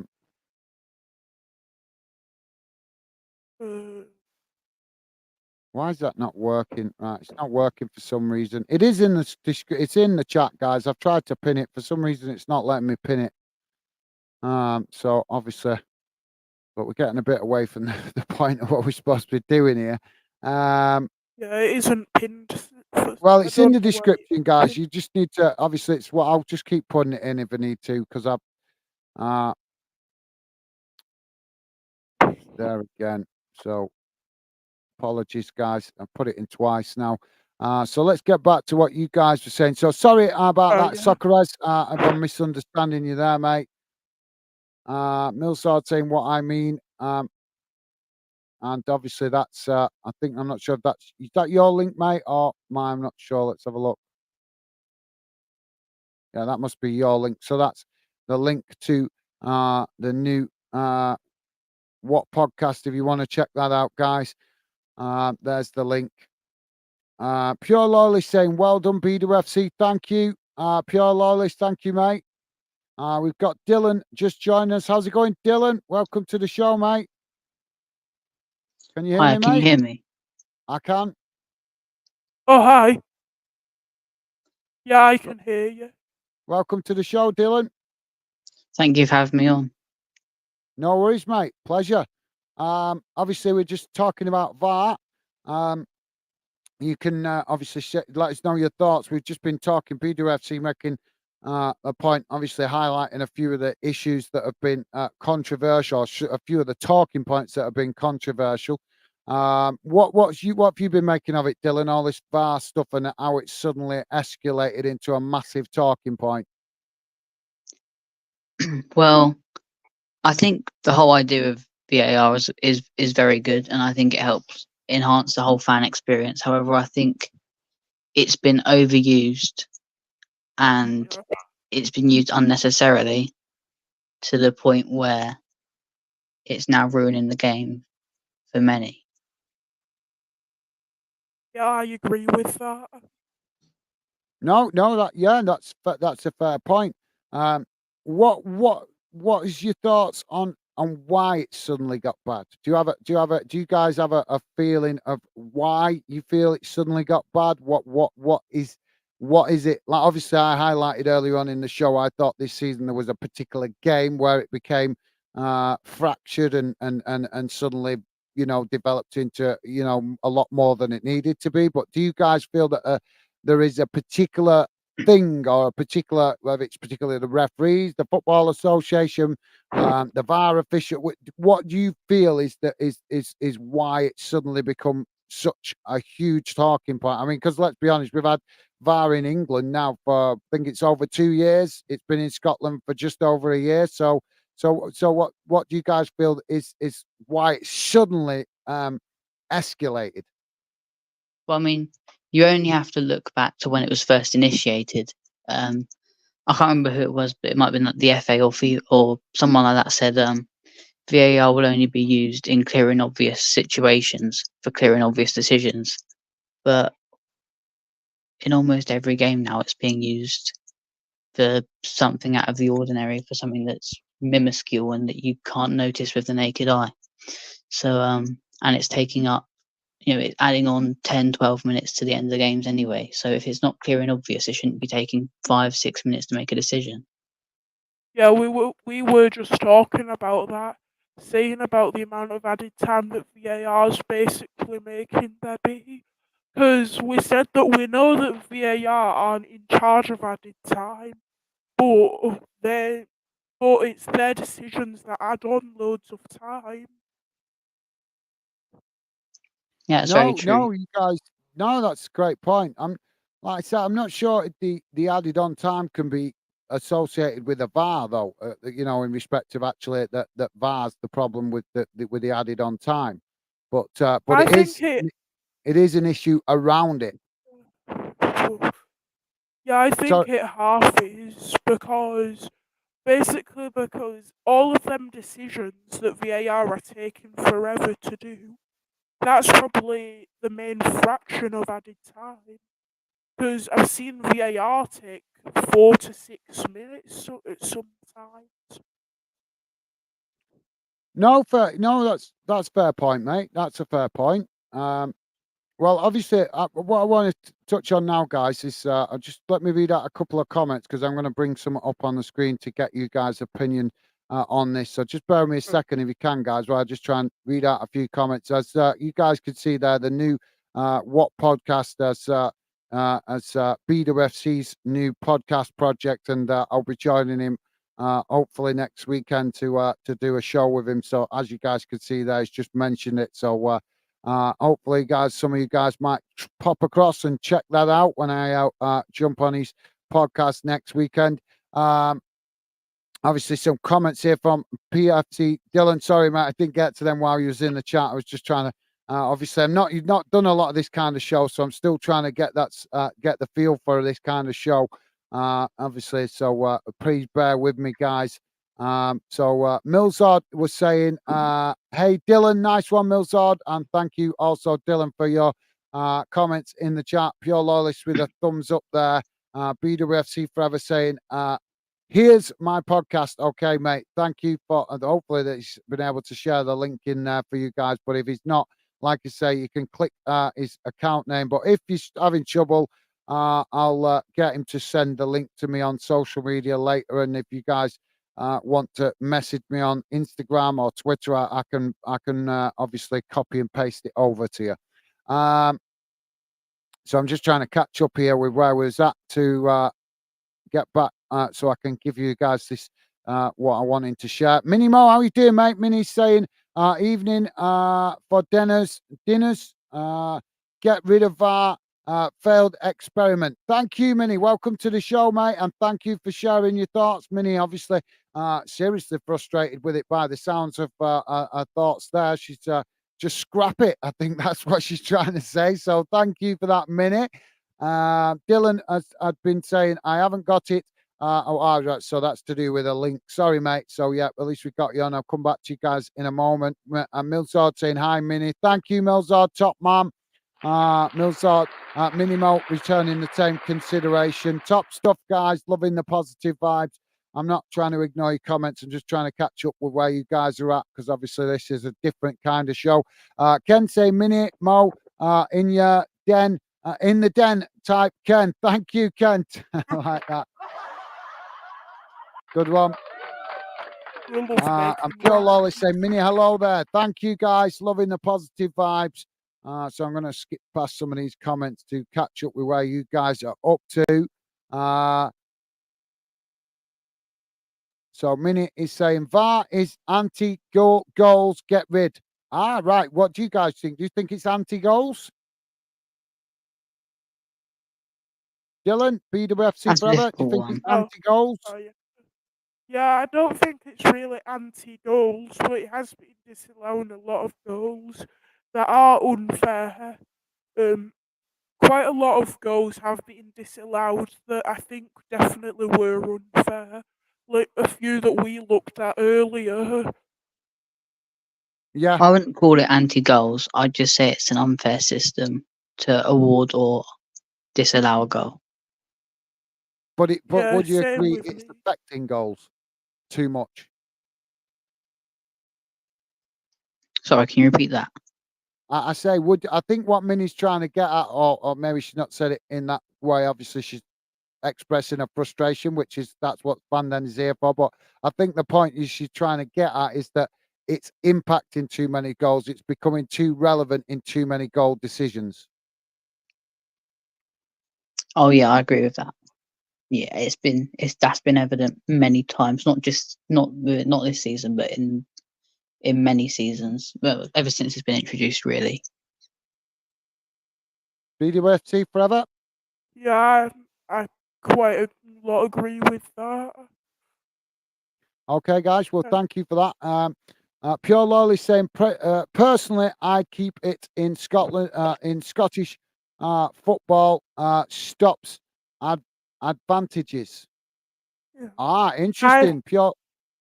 Sorry, mate. Go on, BWFC Forever. Yeah, I don't really agree with that. I think if they're going to take it away from England, then they should take it away from the entire of the UK. I don't think it's really fair one country in the UK having it. If one country is going to get rid of it, I think the entire UK should get rid of it. And I think the big teams like Celtic and Rangers would still get advantages. Well, fair enough. Yeah, you're entitled to your opinion, although I can understand where pure loyalists come from, because there's a completely different kind of debate going on up in Scotland, and Scotland is a completely separate league. It's not attached to the English Football League in any way. That's why we never see Scottish clubs playing against English clubs unless it's in European competitions. But for a number of years now, there's been a big debate going on up in Scotland about referees favouring clubs like Celtic when they play against teams like Aberdeen, St Johnstone, these kind of clubs.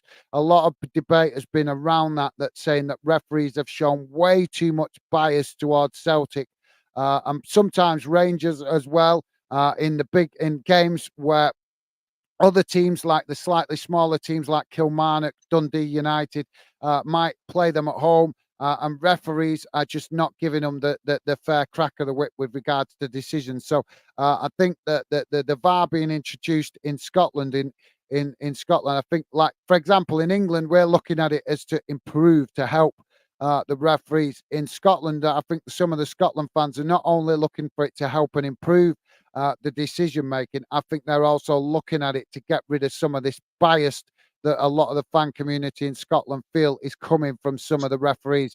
And I don't know how much you guys know that are involved in English football, but one thing I found out about the SPFL that shocked me when I started building Fanden was to find out that the SPFL board has actually got members of the Celtic board and the Rangers board involved in it. But whereas Oh, other clubs wow. in the Football League structure of Scotland don't have any members from their board involved in the That SPFL board, but for some reason Rangers and Celtic do, which that is what explains the makes Hibs fans, advantages. Hearts fans, Aberdeen fans, Kilmarnock fans, all these club fans all feel that is what's adding to them feeling like there's an imbalance within the Scottish football structure. Yeah, that does really explain the advantages in Scottish football then. Thank you for that, BWFC. What obviously, Dylan, do you have any thoughts? Because I know you're a big Pompey fan, but you also have an interest in Celtic because of some of your family being connected with Celtic. So, do you have any thoughts on it, Dylan? I never knew about the fact that they were on the board, so that opens up a whole new side to it, really. But yeah, I was Well, really shocked by that. massive respect to you guys. At least you're prepared to take on board new information and take that into account when you're sharing your thoughts and opinions. So massive respect to PFC DY4 Dylan and also BWFC Forever. You guys showing that you're always prepared to take on more knowledge, and that helps you make a bit more of an informed decision or a assessment of the situation. So massive respect to you guys for that. Ken is saying a big problem about VAR is the supporters are not informed on the hat. Hat VAR is referring to I must prefer NFL and cricket using technology. Well, I think that Ken's maybe referring to what you were saying earlier, BWFC, about having referees Oh, actually announce what they're doing in yeah. games and giving explanation to what's going on and like you said about the Women's World Cup, I touched on before, saying that they experimented with it in that, and I think that's what you was touching on before, wasn't it, BWFC Forever, about referees Yeah. giving some kind of communication with the fans in the stadium. Yeah, but that is referring to what I said. I didn't know the NFL and cricket did a similar thing as well, though. Well, I did know about the cricket. I didn't know about the NFL, but that's because I don't really watch the NFL. So, but thank you for that, Ken. Top man, very informative there. Ken also is saying apparently only Greenock Morton voted against VAR. I'd have to look up the stats for that, but thank you, Ken. That's an Celtic interesting one. did as well. If that is the case, Celtic did as well. sorry, mate. Celtic did as well. Yes. Celtic voted against it as well. Well, I'm not sure, to be honest. I'd have to look at the vote or the details of it. But yeah, thank you for that. As I say, I'd rather prefer not to comment on that because I've not got the details in front of me. Right, guys. So I'm going to share this on the screen now because obviously we're getting on now. We've been going for an hour and 35 minutes. So obviously want to try and read out some of your comments before we wrap up the show to get your opinions. But before we do, guys, I want to share this because this obviously doing the research for this show the other day, and obviously trying to get a little bit of stuff prepared, shall we say. Yeah. I came across this, if I can get it up, but I thought it was all ready to go. It's not there. What's going on here? I've just noticed something that I've just looked at a story about the Scottish clubs voting for and against VAR, and yeah, it was just Morton. Okay, well, thank you, BWFC forever. Thank you for confirming that, mate. Like I said, I've not seen the stats. I'm just trying to find. Sorry, guys, just bear with me a second. I thought I had this on my computer, but it's not here. I don't. Unless that's it. Oh, here it is. Sorry, I found it now. So here we go. Bear with me a second, guys. Let's get rid of that. Oh no, please don't. Oh, there we go. Yeah. So, here we go. Where's my screen gone now? Here we go, guys. I'm going to share this on the screen. Just bear with me a second. We need to get rid of that. No, we need rid of that. We want rid of that. That was mine that you accidentally showed. I know, yeah. I'm trying to share something else on the screen here, so I need to get rid of that. Yeah, sorry, I'll get rid of it. Where are we? Where are we? Here we go. I found it. There you go. Right, this is what I wanted to share with you guys. This is yeah. quite interesting. This is Yeah, Neil Warnock's thoughts on VAR. Obviously, where he shared his thoughts on how he feels that VAR can be fixed. Obviously, he's a passionate manager. I'm sure I don't need to tell you guys that. I'm sure most of you guys that have come across Neil Warnock have seen that he can be a fiery personality. But that's what we love about football. You might not always agree with what comes out of his mouth. I certainly don't, but I love the fact that he shows his passion, even if I don't always agree with what he's got to say. So, guys, I'm going to come to your thoughts, but let me quickly just read out these just in case any of you guys struggling to read it if you're listening in on a small device. So, it says it's here to stay. So, how do we improve it? This is Neil Warnock's thoughts or suggestions. He's saying that there should be a 30-second limit to make the decisions. Now, personally, myself, I think that would be a little bit tight, 30 seconds. But I do agree personally with the theory of for BWFC. Sorry, mate, if you could just wait while I just read out these points first, and then I'll come to you, mate.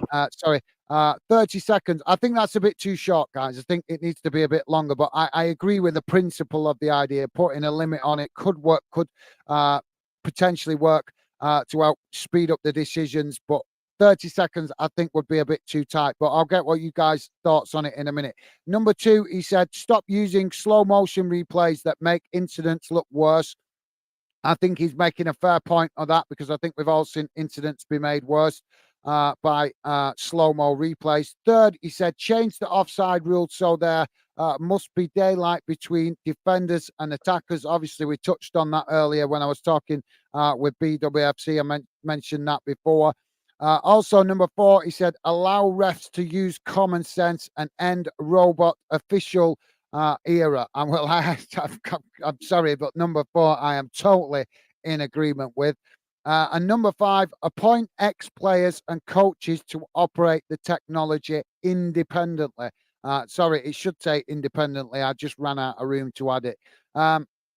So there is Neil Warnock's suggestions.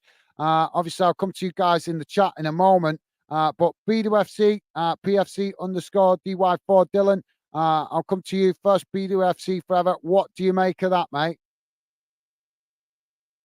He left a minute ago. Oh, did he? Is he gone? Oh, yeah, I think he wants to be added back. Sorry, he put in the chat he wants to be added back. He's back. There you go. Yeah, sorry, I just accidentally pressed leave there. No worries. Hopefully you caught all that. What do you make of that, mate? What I was trying to say there is 30 seconds, I agree with you, is way too tight. I'd say a minute.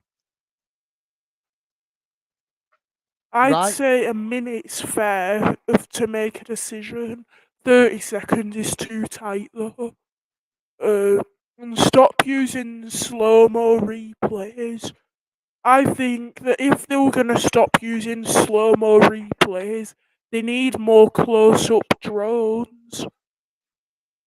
Um, they need more close-up drones, so that we can actually see the tackles and that. Because if they didn't do slow-mo, then you'd hardly be able to see the foul. Number 3, change the offside rule. I I think that's fair. Number 3, that Right? does seem pretty fair to me, because it comes back to what we were saying earlier about a toenail and a hair.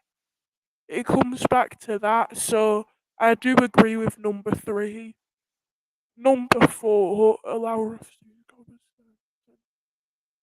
to again, I agree with number 4. And what does number 5 say? 'Cause it was cut off. Sorry, mate. I'll just get rid of that. Oh, There you thanks. go. Right, appoint ex-pleasing and coaches to operate. Yeah, I definitely agree with number 5. That would probably work a lot better. Number 5.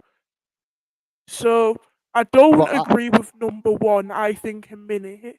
Number so number 2. 5, I just want to put an added twist on this, because obviously when I've read that, I've given the basic gist of it, but there was actually, in obviously where I read this or where I found Neil Warnock's comments, there was a little bit more added to that. And one suggestion with that was, or people that were reacting, other fans that were reacting, was suggesting that number 5 is a good suggestion, but it would need officials to supervise the ex-players and ex-coaches, because the ex-players and ex-coaches Yeah, they might be biased. wouldn't know the ins and outs of the rules. So should that be introduced, but with the assistance of former referees or referees that at least could guide the players with a basic knowledge of the rules? Because obviously we know players know the game well, we know coaches know the game well as well. But when it comes to like the how you enforce the rules, referees obviously, well, that's in debate, but we would presume, or we should be presuming, that they know better than the rest of us with regards to how the rules are introduced. But obviously, that's up for debate Yeah. with the way they're implementing the rules right now. But do you agree that, obviously, you're saying you agree with that to a certain extent, but do you think that it would be better with referees, BWFC, assisting them? Yeah, but they'd need to be careful about who they pick for what matches, because ex-players and coaches, it depends what teams they've played for and managed. Yeah. Because what if they were asked to referee for a game No, for we're a not asking team them to that they referee. spent? We're not asking them to referee. We're asking them to use the VAR, not referee. To use the VAR, to actually Well, have that's well, what the proposal is. To have a team of ex-coaches, ex-players, plus potentially referees alongside them, and create an independent uh, organization to run VAR, but it would be made up of ex-players, ex-referees, and potentially ex-coaches, where they'd create a team ah, and they all contribute. That, I think that's the suggestion that he was getting at. yeah, but what I'm saying is, if they Uh, were going to be a part of VAR, they would need to be careful who they're picking. yeah, I Because think you're touching still on. certain matches that if they're a part of VAR for certain matches, it depends what teams they've managed. Because what if they spent their full career at that team that they're asked to referee? They'd most likely be biased. No, you make a good point. That was actually comments that fans straight away. What you're making the comment in where I found these details of what Neil Warnock had said. There were loads of comments commenting exactly, loads of fans, sorry, commenting exactly what you're saying. You would have to be careful how you pick the players, coaches, and how you use them, because they might be biased. And that's basically what you're saying. If they were picked for certain games, like for example, if you had an ex Man United player doing the VAR in a game for Man United v Liverpool, the chances are he might be a little bit biased towards Manchester United. And that's basically Yeah, what you're getting at there, aren't you, mate? yeah, that's exactly what I'm saying. Cool. Thank you for that. PFC underscore DY4. Dylan, your thoughts, mate? What do you make of Neil Warnock's thoughts or suggestions? Well, I'll break it down into bits. Number one, so 30-second time limit. I think similar to what you said a minute ago, I think that's a little bit too short. If it was up to me, I would give them a minute and a quarter. So I think that's enough time to make a definite decision and a confident decision. Number two, I see both the pros and cons of that one. I mean, enhanced slow-mo replays give more detail to it, but at the same time, with them being at a normal pace, you can actually see how serious it is and whether it's actually, a case of they actually were fouled or did they go down looking for it.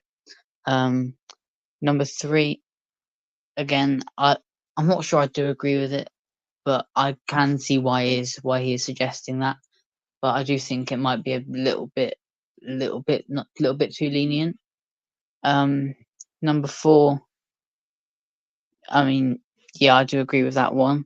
And number five, I do agree with that to an extent, similar to what you suggested a minute ago, Gaz.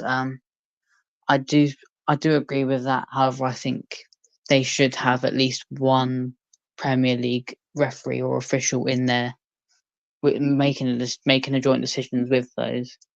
So there's definitely not a chance of them being biased or lenient towards a certain team. People from different aspects of football. Yeah. Awesome. Well, thank you for that, BWFC Forever and PFC DY4. Thank you guys for sharing your thoughts on what you make of that. Obviously, I'm going to just quickly read out some of the comments from the guys in the Fandom chat and see if, and then you guys can share me thoughts on what they're saying with reaction to that, obviously, to what Neil Warnock's saying. So let me just, obviously, I might have to be a bit selective here to who's actually commented on this.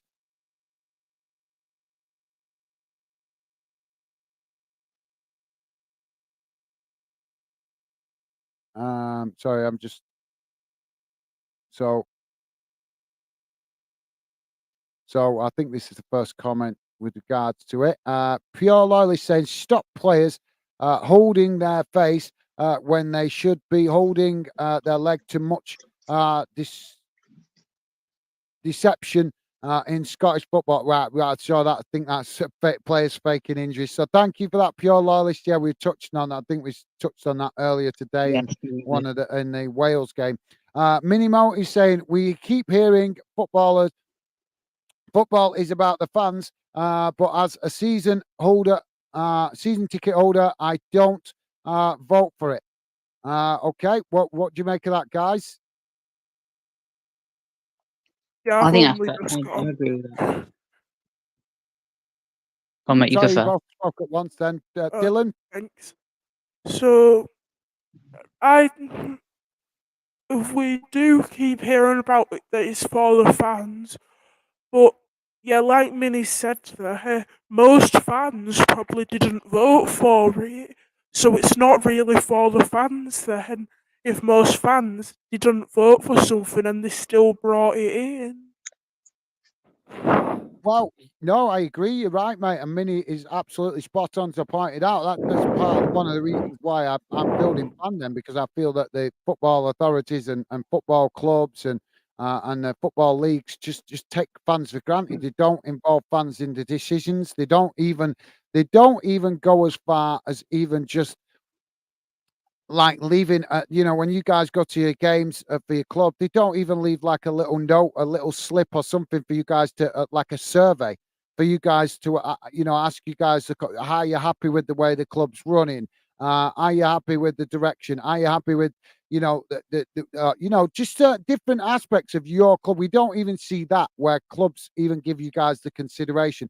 So if clubs are not even giving fans the consideration to involve them in decisions that are going to affect the long-term future of the club, then how can we expect football authorities to do it? Because the only way you can vote for or have an opinion that your club might, and only might, emphasis on might, hear your opinions, is if you join one of these clicky clicky club fan clubs, which is, if you guys know, I know I've been in one years ago. I left it because it was just, they're making too many rules, expect it, and it was just too clicky. It was like, I want to support my club. I don't want to be in some stupid clique where I've got to bow down to all your rules just to be in the BWFC fans members club thing. Do you know what I mean? So for me, I'm not a big fan of them, but they're the only way that you can actually get an opinion on something that will get back to, or potentially get back to the club. Because obviously the clubs do have relationships with those kind of organizations, but they don't have a direct relationships with the fans in general. Do you think that's a big downfall? I mean, obviously we're going a little bit away from the point of VAR, but Dylan, what do you make of that, mate? I think Minimo's spot on with her point. I think a more strategic way would be for these football governing bodies to contact the clubs and go, ask your supporters trusts or supporters groups, and to get their opinions on it, and then you, based on the supporters clubs opinions and votes, you then put that forward to the governing body, and all those together helps them make their decision. No, that's a fair point. That's a fair point. Thank you for that, Dylan. BWFC Forever, your thoughts, mate? Yeah, I definitely agree with Dylan there. I also think that they should be asking like how Bolton have Bolton Wanderers in the community. Any teams that have that type of thing, I think they should be asking them as well. No, So I yeah, think they that's should a fair ask point. Yeah, community, like the supporters groups and like community team things. They should no, that's a great point, definitely that, ask mate. No, them. absolutely. I can't. You guys are making some fantastic points. To be fair, there's loads. This is exactly why you're highlighting the point why football authorities should involve fans more in these decisions, or at least go out and do a survey to get the gist of what the Yeah, bulk of fans think. They don't have to take everything literally a fan vote, but at least if they did a survey to get fans' opinion, and they should be doing it. And you guys are proving right now. Look at the intelligent conversation we're having right now, where you guys are sharing genuine, solid comments and opinions about how this is being run and how it could be improved, the different aspects of VAR and how it's being used, and how we're seeing it affecting other aspects in football. And so why, if we can sit here and prove like this just on YouTube, but fans coming together like this and talking, why the hell are we not seeing football clubs and football authorities and football leagues using the technology that's available to us to actually, I mean, for example, we're on YouTube now. Why can't the Premier League do a YouTube channel where they actually come and hear your thoughts? One thing that makes me laugh, guys, in football, perfect example. One big sports radio station that we know in the UK. What is it? Talk Sport. They're all over YouTube, but you go and try and comment on their channel. They won't let you because they turn the comments off. So how can you call yourself Talk Sport when you turn the comments off? They're not wanting to listen to you guys. This is why you got organizations not making the effort to embrace the technology that they have available to them to communicate when they're better with calling you. themselves Talk Sport, the fans need to be able to talk. Yeah, no, that's a great point. You're right. I agree. BWFC forever. But the point I'm trying to make is we're proving as fans that the technology is there for better communication with fans, and the football authorities and football clubs are not using it. It's like, yourself, mate. You go on a Bolton video, when the Bolton video comes on Bolton's channel, for example. I'm using my own club here as an example. I don't know. You guys let me know if your club does this. But when my club puts stuff on YouTube from games and stuff like that, a lot of the time they're turning the comments off, so fans can't have an opinion.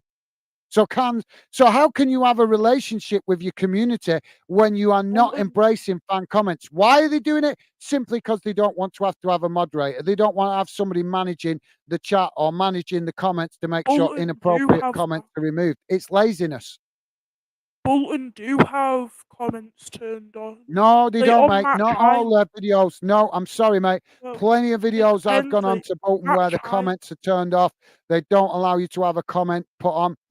I can prove it to you, mate. It, I can prove it. I'm it that depends. confident. And there may be some that I've missed where they do leave the comments on, but a lot of the time when they're uploading videos, they're turning the comments off. Like Well, particularly, it depends what you mean. Do you mean like live streams? Because match highlights, they always have comments on. I always enjoy scrolling through the comments of match highlights. well, maybe the match highlights. I can't remember, but I know I've seen videos where Bolton are turning comments off. I know that. I'm not imagining it. I know it because I know that it's got me angry when I've seen it. Um, So maybe I'm not. Maybe there is on the match watch alongs, but I'm not sure. I'd have to research. It's not.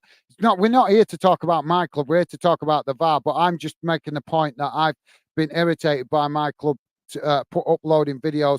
For me, every video they should upload should be embracing comments. But that's just my opinion. But yeah, I take on board what BWFC is saying. He's saying some videos have gone up. I'd have to look at it again. But I know I'm not imagining it. I know Bolton have uploaded videos where they've turned the comments off, and it's Yeah, irritated me because. Sorry, they you might, jumping in again, mate? What?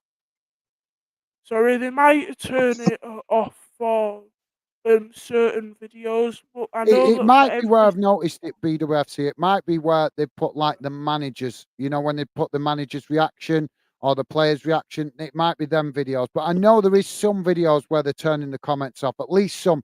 I obviously I've not come across. You might be right. They might be leaving them on for the matches. But I've definitely noticed it, mate. But I take on board what you're saying. You're saying that some of them are.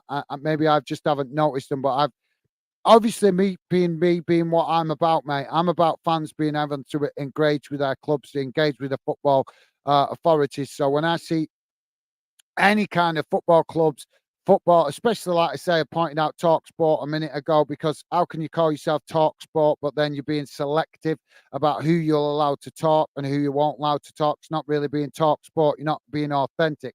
And believe me, I know, guys, because I've used Talk Sport. I've been cut off by Talk Sport because they don't agree with my opinion. That's not Talk Sport. That's not talk. You're not allowing people to talk sport if you're cutting people off when they say something that you don't agree with.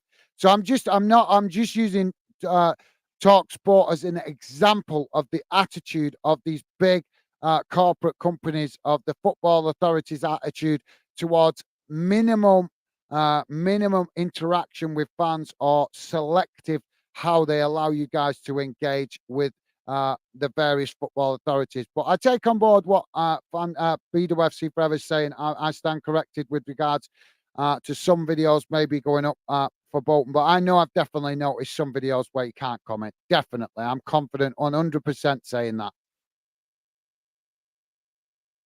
that. So guys, sorry, Ken, Pure Loyal is saying, Ken is obviously making a comment with regards to Celtic. So I want to catch up with some of these comments, guys, because you guys talking a lot. Sorry to interrupt. Just saying, I'm gonna have to hop off in a minute. Okay, no worries. I'm about to try and wrap up the show anyway, mate, because we're coming up to 2 hours now. We've been on 1 hour 58 minutes, and I've had it's what time are we on now? But I know I've not had nothing to eat. I don't really want to be eating at 1 o'clock in the morning, if I can help it. But yeah, it's just coming up to 9 o'clock, so we're not too bad. But no worries. But Dylan, I'll let you jump off. Do you have any final thoughts you want to share with us before you go, mate? I just wanted to reiterate what Mini Mo said earlier in the comment, earlier in the chat, that football is the fans, as you've said yourself, guys, many times. And it's about time that fans actually had a say in how the game's run, and actually not the definite decision, but definitely have a voice within the football world, within the football governing bodies. No, I agree. Thank you very much for that. PFC underscore DY4 is Dylan. Thank you for coming, sharing your thoughts, mate. Really appreciate Dylan dropping in and you sharing your thoughts, mate. I know you've made a special effort to come and join us tonight, so thank you for that, mate. Guys, do go and check out PFC underscore DY4 on Instagram. He's also on Twitter. as well, or X if you want to be calling it X. But you can find him as exactly as his account name is there, PFC_DY4 Dylan. Easy to find him on Instagram and quite easy to find him on X as well. So do go and check him out, drop him a follow, and I'm sure he would love to talk football with you. He's a big Pompey fan. He likes Celtic a little bit as well through his family connections. But one thing I know about Dylan after talking to him for a number of years, he's just like me, guys. He loves football. Yes, very loyal to his club, Pompey, but just like me, he loves to talk about other aspects of football and engage with other football fans. So if you guys drop him a follow on Instagram or X, I'm sure he will be more than happy to enjoy some conversation and debate, and I'm sure he will probably follow you back as well. So big shout out to Dylan, PFC_DY4. Thank you for coming joining us, mate. Good to have you with us, and thank you for sharing your thoughts. Thank you for having me on, Gaz. Thank you, much appreciated. My pleasure, mate. My pleasure. Enjoy the rest of your evening and stay safe, mate. And look forward to catching up with you again soon. And big thank you, mate, for coming, getting on the show and coming, getting involved in this one tonight, mate. Really appreciate it. Top man. Thank you, mate. Take care. And you, mate. Thank you. So obviously, guys, I'm going to come and read some of your comments out. Still got BWFC Forever with us at the moment. But we are going to try and start wrapping up the show because it is getting on and I want to get some food. So I'm going to read out a few more of your comments, hear a bit more what BWFC Forever has got to say with regards to your comments as well. Hear his reaction as well to what you guys are saying in the chat. And then we're going to wrap up the show. Don't forget, guys, please hit that thumbs up if you could. I haven't mentioned it all the show, so hopefully you guys have been hitting it in the background. And if you have, thank you very much. Really, really appreciate it. So just sorry, BWFC, I'll come to you in a minute. I can just see that Sakarez is saying later, guys, was a pleasure. See you again. Thank you, Sakarez. Thank you, mate. It was a pleasure to have you involved and enjoy the rest of your evening. Stay safe and well.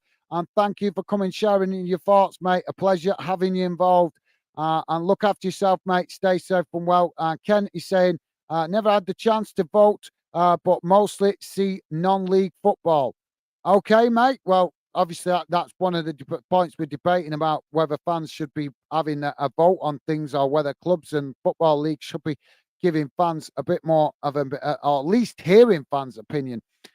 Pure Loyalist saying, Sakarez, take care, bud. Thank you, Pure Loyalist, top man.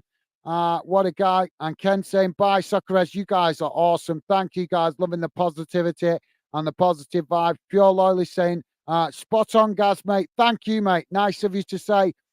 Really appreciate it. So sorry, BWFC. I'm just trying to find a comment here with regards to what we're talking about so we can get your thoughts on it. Pure Loyalist saying, my apologies, Celtic fans. We're against it. Okay, thank you for that, mate. So yeah. Just jump past that. So that's BWFC Forever there when he dropped out before. Pure Loyalist saying, definitely agree with a time limit for VAR. So Pure Loyalist. So that's interesting. BWFC Forever, Pure Loyalist and Dylan now all agreeing that a time limit would be helpful. That's interesting because, you know, I think it's a good idea in principle, but the question is, what would the time limit be? Because for me, I think it would. I know BWFC, I think you said minute before. Minute. I think you said about a minute. I think Dylan said about a minute and a quarter. I think it'd be and I'm not, obviously, I'm just saying this is just my personal opinion. I think it would need to be at least a minute and a half. We would want them to try and confine it into a minute, but I think just with how crazy we've seen the VAR being used, I think we would have to have at least give them a little bit more leeway. But a minute and a half would be a dramatic improvement, wouldn't it, on decisions being taken 3 or 4 minutes. Would you agree, BWFC Forever? Yeah, definitely. That would definitely be good. That's like halving what it's at now. That would be brilliant. I agree, mate. I agree. Thank you. Thank you for that, BWFC Forever, mate. So we've got a comment here. Hopefully, I think I hear off Minnie. We might be able to get your opinion on, mate. Minnie saying, all the clubs vote for it. Think it would make the game fairer it hasn't. I'm sure, knowing what they know now, the vote would be different. Oh, so many implying if they knew what they knew now, the votes would be different. I'm presuming she's referring that more towards Scotland, but it applies both in England and Scotland, because we know we did have a vote in England as well for VAR, with clubs voting. So what do you make of that, BWFC Forever? Do you thoughts on Minnie's suggestion there that if it was done now, it would be a different vote? Yeah, I think so. I think that definitely if they did another vote now, there'd be way more no's than yeses. Like whether to keep VAR or just get rid of it now. I think that I think that it wouldn't even really be a challenge. There'd definitely be more no's. I know that I'd definitely be voting no. No, no, great point. Yep, you're right, mate. I think she's making a great point, and you just obviously added to it. So yeah, I can't argue with that one bit. I think it's interesting, but at the same time, even though it's interesting, it doesn't change what we're up against right now, does it? Really?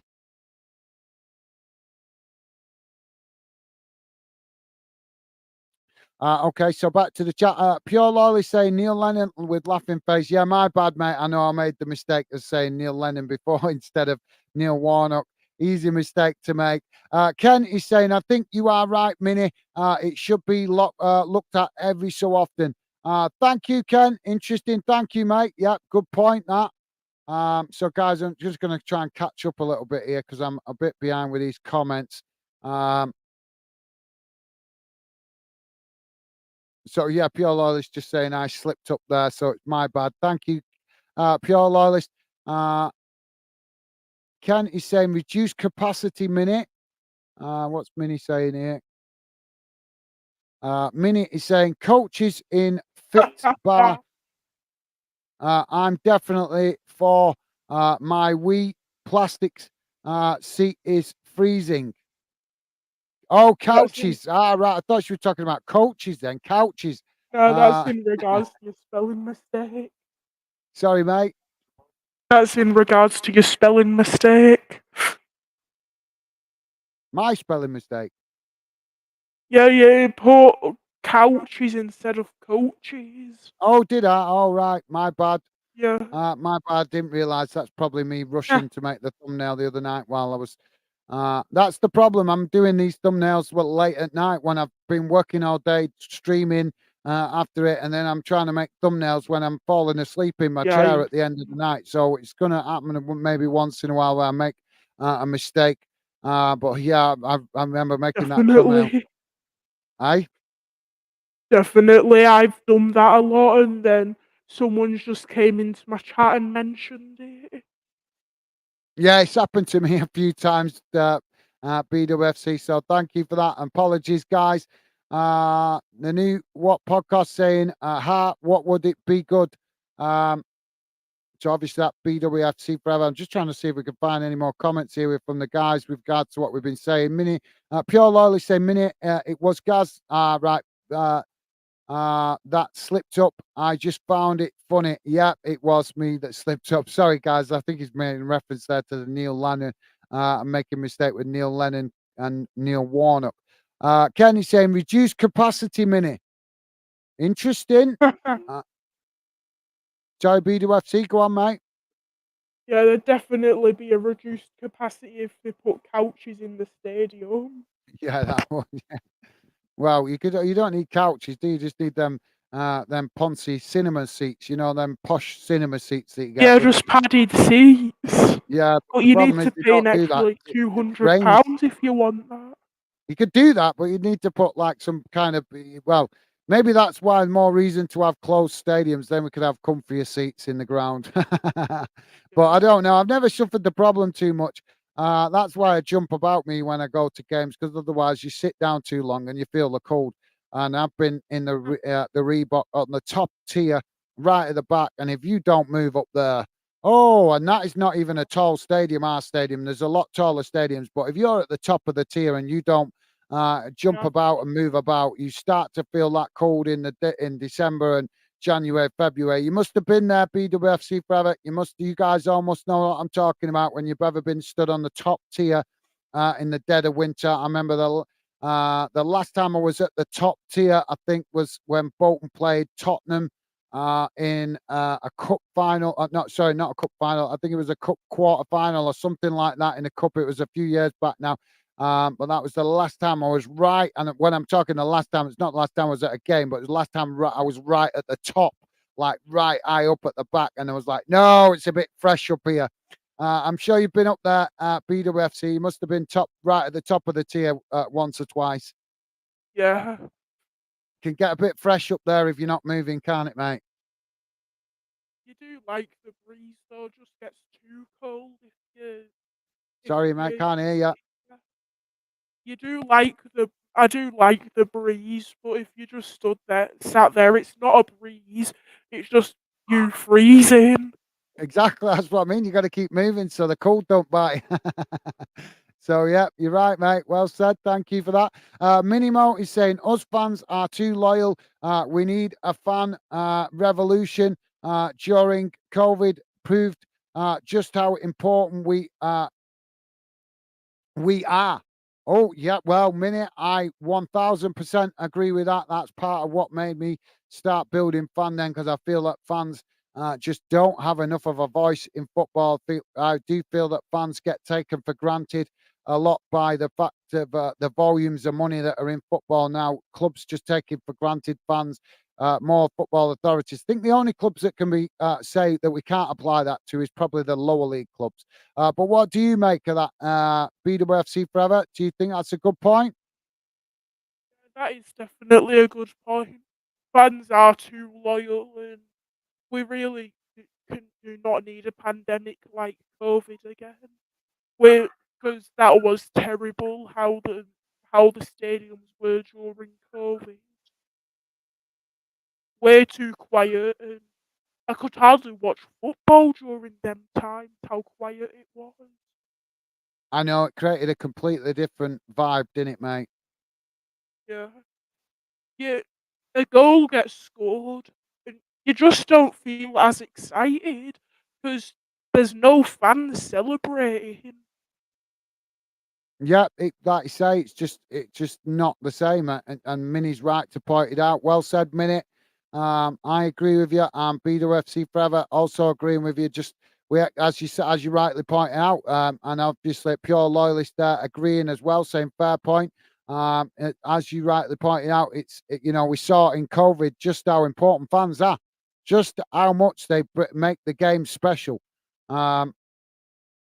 So yeah, and I suppose the perfect example of obviously that is asking Liverpool fans, because how many years have they been chasing the Premier League title since it was introduced in '92, and they finally got it over the line, and when they do, they couldn't celebrate it. So that's just shows that and even the club were making promises. We will celebrate it. We'll celebrate it at a later date, but it's no good when it's later, is it, guys? Fans want to be in the moment. That's why we love football, because we love living the moment. That's why we pay sometimes these crazy ticket prices to go to special games, because we want to experience that moment. You can't package it. You can't, no matter how much they try to, you cannot package that moment, what it feels like as a fan being in that stadium.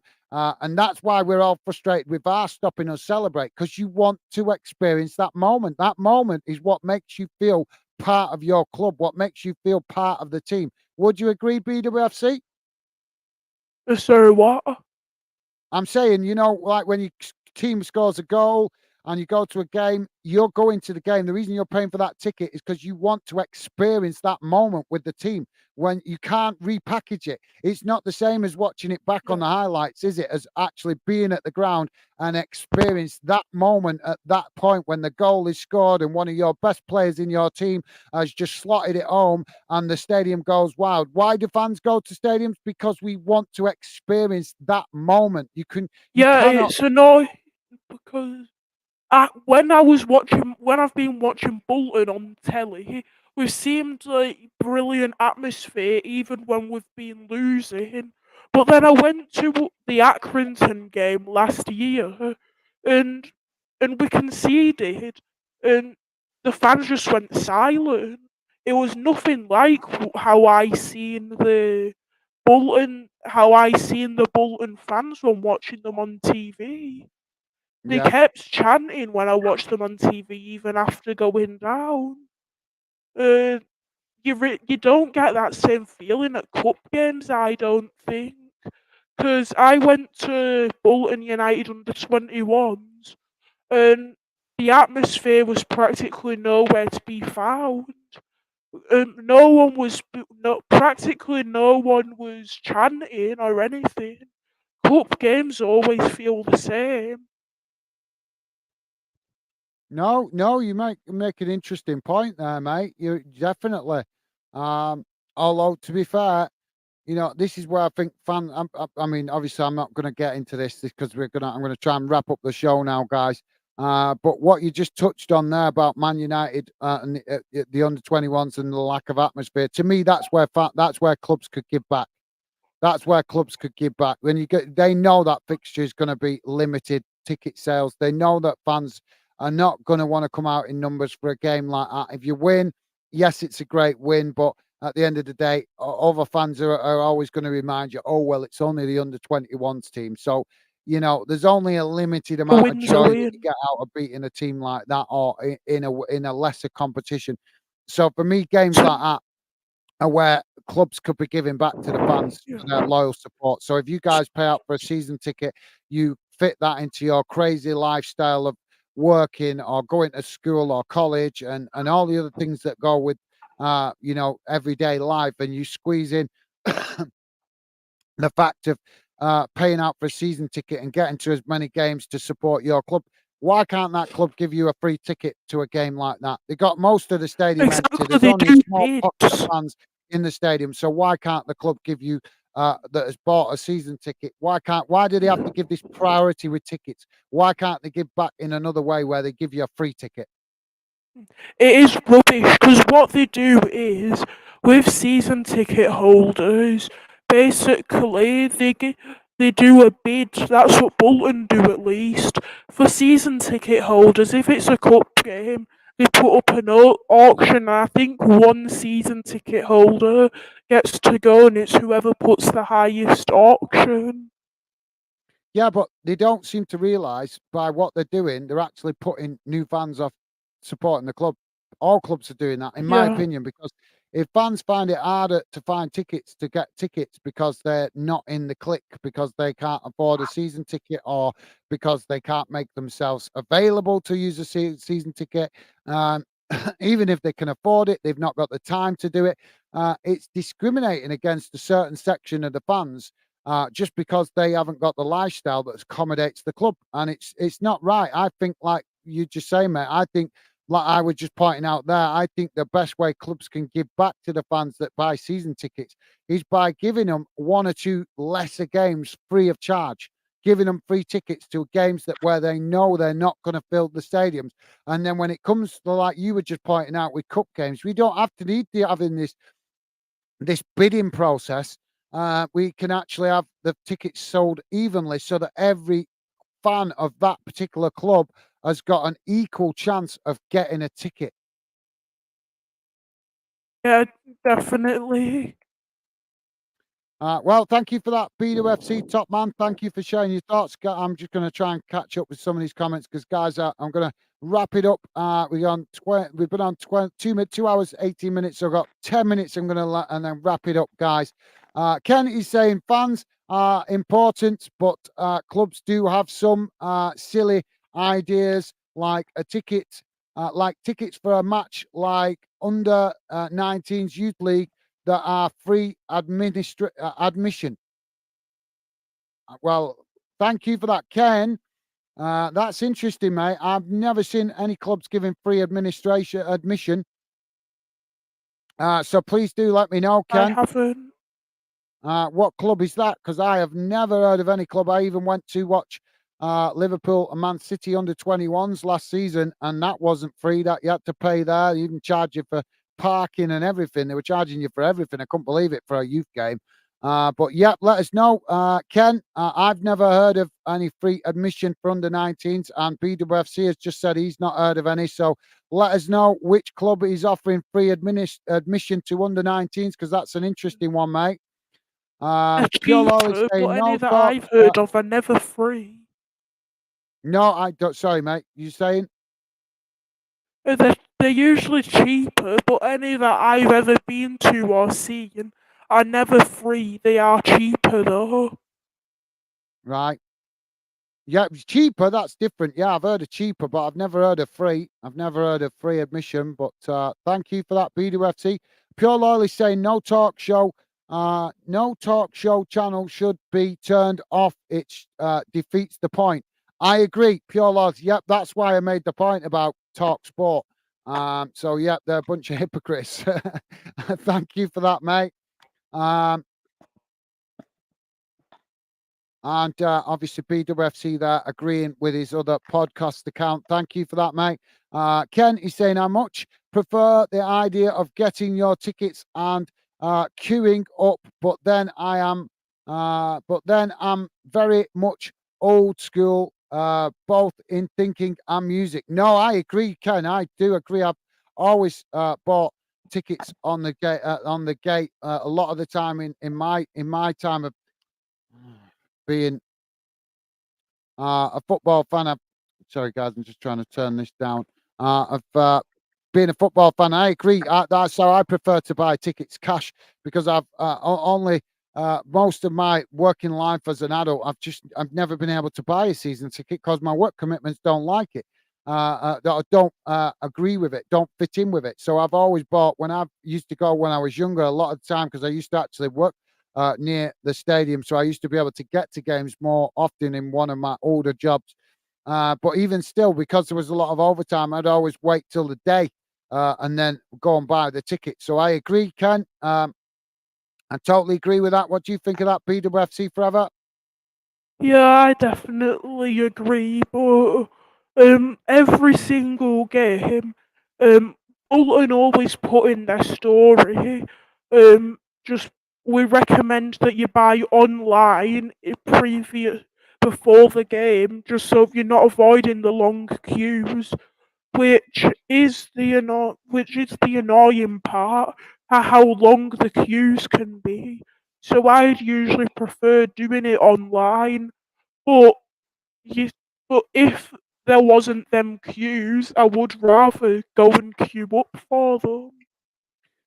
Well, no, that's a fair point. Although you make a great point there, mate. But I think you are missing that point a little bit. What Ken is trying to point out there is that the football clubs are enforcing or trying to enforce fans buying all tickets now online. And what you've got to remember is the older generations, like myself, got people that are 30, 40, 50-year old, they didn't have phones, mobile phones, back when they was kids. They didn't have all this technology that we had today. So to us, it was normal to go to the ground and queue up for a ticket. That's what we know. That's what we grew up knowing. It's like if we suddenly took the mobile phone off you now, uh, for you guys that are younger, you'd be lost because you've grown up with it. That's the norm to you. So if we Yeah. suddenly took it away and said, you're not having it, full stop, you'd be lost because you're so used to that's what you've grown up knowing.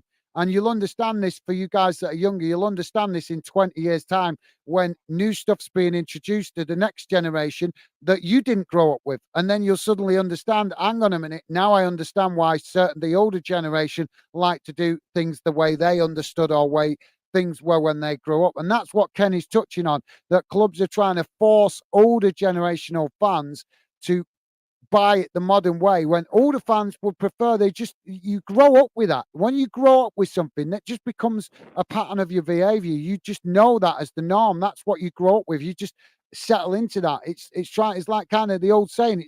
There's an old saying that goes along with it. It's like trying to teach an old dog new tricks. It's not an easy thing to do, because what you grow up with is what you get used to. That's how you stay up. You build your life based on what you learn when you're younger, and the things that you how you do things. So BWFC making a fantastic point. with what he's saying, that both options should be there. But I think, obviously, like I said, I think the point that Ken is getting at, that older fans like myself, like Ken, are not bothered about the club's attitude towards selling tickets online. We want to be able to buy tickets how we've always been able to buy tickets. And if the technology wasn't there, then clubs wouldn't be selling tickets all online and trying to make it exclusively online. So I don't know. Do you have anything to add to that, BWFC Forever? Yeah, now that I do get what you're saying, I do still think a similar thing. It would be really annoying because I buy all of my tickets online. If like it did change in the future, when I'm growing up, it turns out I have to go to the stadium to get my tickets. It is annoying. It would be really annoying, and I do feel how they feel. Top man, thank you, PWFC. Appreciate you sharing, adding your thoughts to that, mate. Top man. So thank you for that, Ken. Great point, mate. And I totally agree with you with regards to the generational thing and the fact that clubs should be showing respect to all fans of different generations, not trying to force older fans to do it the modern way. Because you got to think 50, 60-year-old fans, they are not going to embrace the technology like the younger generation. They didn't grow up with it. To them, it's just my mum and dad, I know they're in their 60s now. I see how they get on with the technology, and they're trying to embrace it, but it doesn't come natural to them because they didn't grow up with it.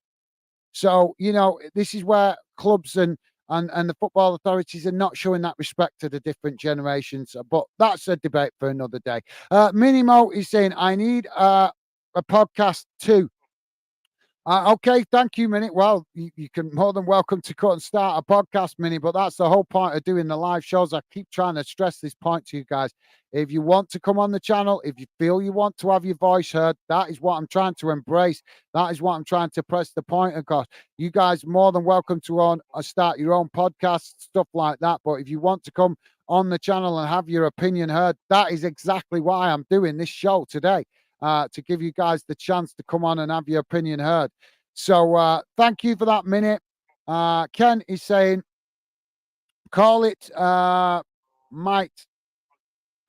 Minute. I think that is. Thank you, Ken.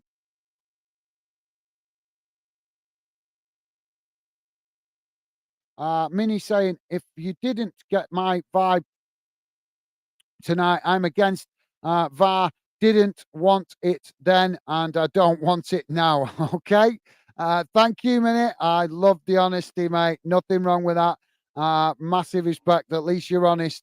So thank you for that, Minute. What do you make of that, BWFC Forever? Yeah, I definitely agree with him. That I honestly don't remember when it got introduced. What were you saying? I'm saying Minimo is a lady, not a guy. It's a lady. Oh, sorry. Always a mistake to make. Yeah, well, I do definitely agree with her that I am against VAR as well, but I don't remember getting when it got brought in. I do remember when it got brought into the Scottish Premiership though, and I did want it, but I definitely don't want it anymore. It's completely ruined the Scottish Premiership. Interesting, right? Thank you, BWFC. That's interesting. Yeah. What let us know? Do you guys agree? Do you think it's ruining the SPFL Scottish Premiership? Kent is saying yes, I agree, Minute. So you guys agreeing that you feel that? So that seems to be the overwhelming thing that you guys. Well, the interesting thing is that what I'm seeing from you guys seems to be that you would be happy for it to potentially be scrapped. Pure Loyalist saying fans are only signs. Only sound signs without a say. I can't see the emojis there, what you're using, Pure Loyalist, but thank you for that, Money. mate. Fans are only signs It's without a say. money. So are you going to say something then, BWFC? Yeah, the emojis are money. Oh, money. Fans are only money signs Right, now it makes sense. Right, thank you. Sorry, mate. My eyes are getting old. Nice one, BWFC. Younger eyes made it out. Top man. Ken is saying, Fanden. Is that potatoes? They're biscuits. Cookies, isn't it? It's cookies. I thought it was potatoes. Minimo is saying, great topic, guys. See you soon for dinners. Come on, Scotland, tomorrow.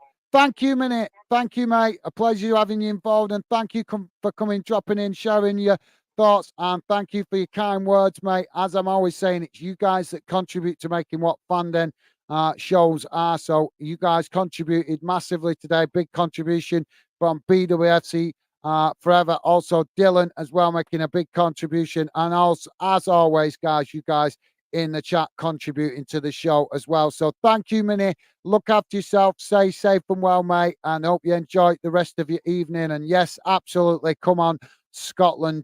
Another big game for Scotland tomorrow to try and win that group. But still hoping that Spain might drop some points. But thank you for that, Minnie. Take care, mate. Ken is saying Andy Cole just scored a goal. Okay. So Ken is watching. Andy Cole just scored a goal. Andy Cole doesn't play anymore. Are you watching some Legends game that I don't know about? Is there another Andy Cole I don't know of? Can you make sense of that, BWFC forever? I think there is another Andy Cole. I just don't know who it is, though. Yeah. I think I have heard of them before, though. Right. I think there is another.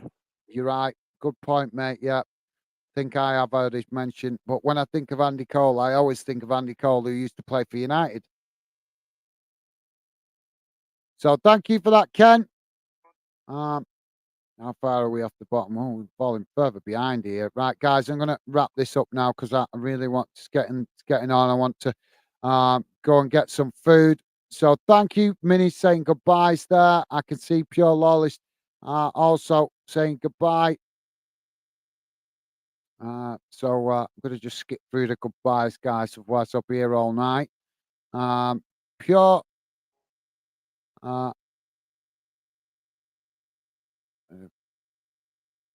so we'll go to this one. Bobby Roberts is saying, hi, how's it going, Bobby? Thank you for dropping in. Welcome to Football Fanden. Appreciate you dropping in, mate. Ken is saying, ex-Colchester United manager. So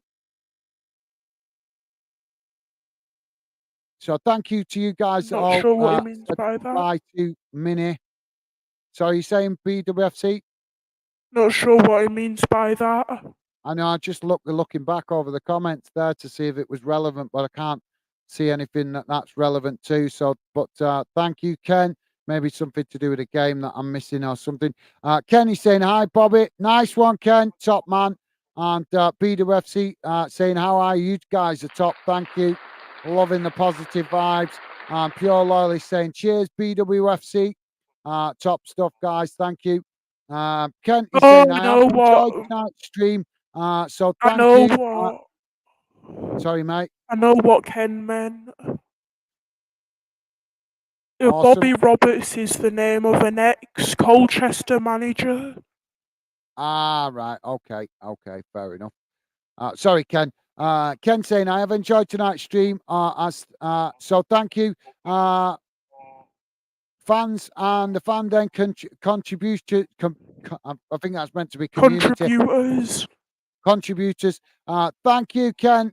Pleasure to have you with us, mate. Look after yourself. Thank you very much. And we've appreciated you sharing your thoughts and comments also in the chat.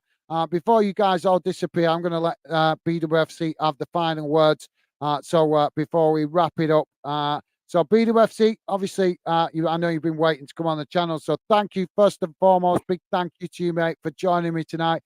Really have appreciated your conversation and company. Hopefully, maybe next time we can get you on, we could try and get the sound a bit better. But it's been an absolute pleasure having you on the channel, mate, and hearing your thoughts. And really appreciate you getting involved, and obviously making the effort to come on the show. You have any final thoughts or anything you've obviously wanting to say? And don't forget, guys, as I said, he's starting a new podcast. You can go and check that out and just click his link or his account on the channel. Send him a message. He'll send you the link. And if you can't get it that way, you can message me on social media, and I will get it off him and copy and paste it over to you. But yeah, final thoughts from BWFC Forever before we wrap things up, guys. Thoughts, mate? Basically, just a roundup of everything I've been saying. I don't like VAR. They could definitely make some changes to make it better, though. No, I agree, mate. Yeah, you're right. Well, thank you for that, mate. It's, as I say, it's been an absolute pleasure having you on the channel and on the show. And Thanks for having appreciate me. you coming on, mate. Yeah, thanks for having me. No problem. It's been a pleasure, and I've enjoyed your conversation. It's been a little bit frustrating with the sound because you've come through really faintly in my earphones, Do and I I still can't hear it any sound other way the than the same? earphones. But obviously, that's what we're here for. As I told you the other day when I spoke to you briefly, I did say that one of the parts of doing this show was to get you guys involved, but also for me to try and learn some of the faults and stuff. So next time I do this kind of show, if I do it again in the future, maybe I'll get you guys on before we actually go live to see if we can make sure all the sound is good. Yeah, But that's a it's good been an idea. absolute pleasure, BWFC. So thank you for joining me, mate. No problem. Good to have you with us. And hopefully you enjoy the rest of your evening and stay safe and well, mate. And as I say, it's been a pleasure. So enjoy the rest of your evening, BWFC. And hope you guys have appreciated him coming and making the effort to get involved in the show, sharing his thoughts. Thank you to BWFC from me and from all you guys. Ken is saying, Gaz, obviously that's referring to the previous comment. So thank you, Ken. BWFC Forever saying, no problem, Ken. Come on. CYA tomorrow, hopefully. Oh, see you tomorrow. Thank you for that, BWFC. And Pure Lawless saying, take care. I'll catch you up soon. All the best, folks. Thank you, Pure Lawless. It's been an absolute pleasure, mate. Thank you for sharing your thoughts in the comments. Apologies to you guys if I didn't read out enough comments. But as I say, this kind of show, we haven't done enough yet. So I've still got some learning to do with this kind of show. So, but thank you for you guys' understanding and your patience. And finally, a big thank you to BWFC Forever for joining us. It's been an absolute pleasure, mate, and I hope you enjoy the rest of your evening. I look forward to seeing you again soon on future shows. And I'll let you have the final say, mate. Thanks for having me. It's our pleasure, mate. So, guys, that's it from me. I'm going to wrap it up here. Take care of yourselves. Look after yourself. And finally, a big shout out to all you guys that have come and contributed in the show. It's been an absolute pleasure.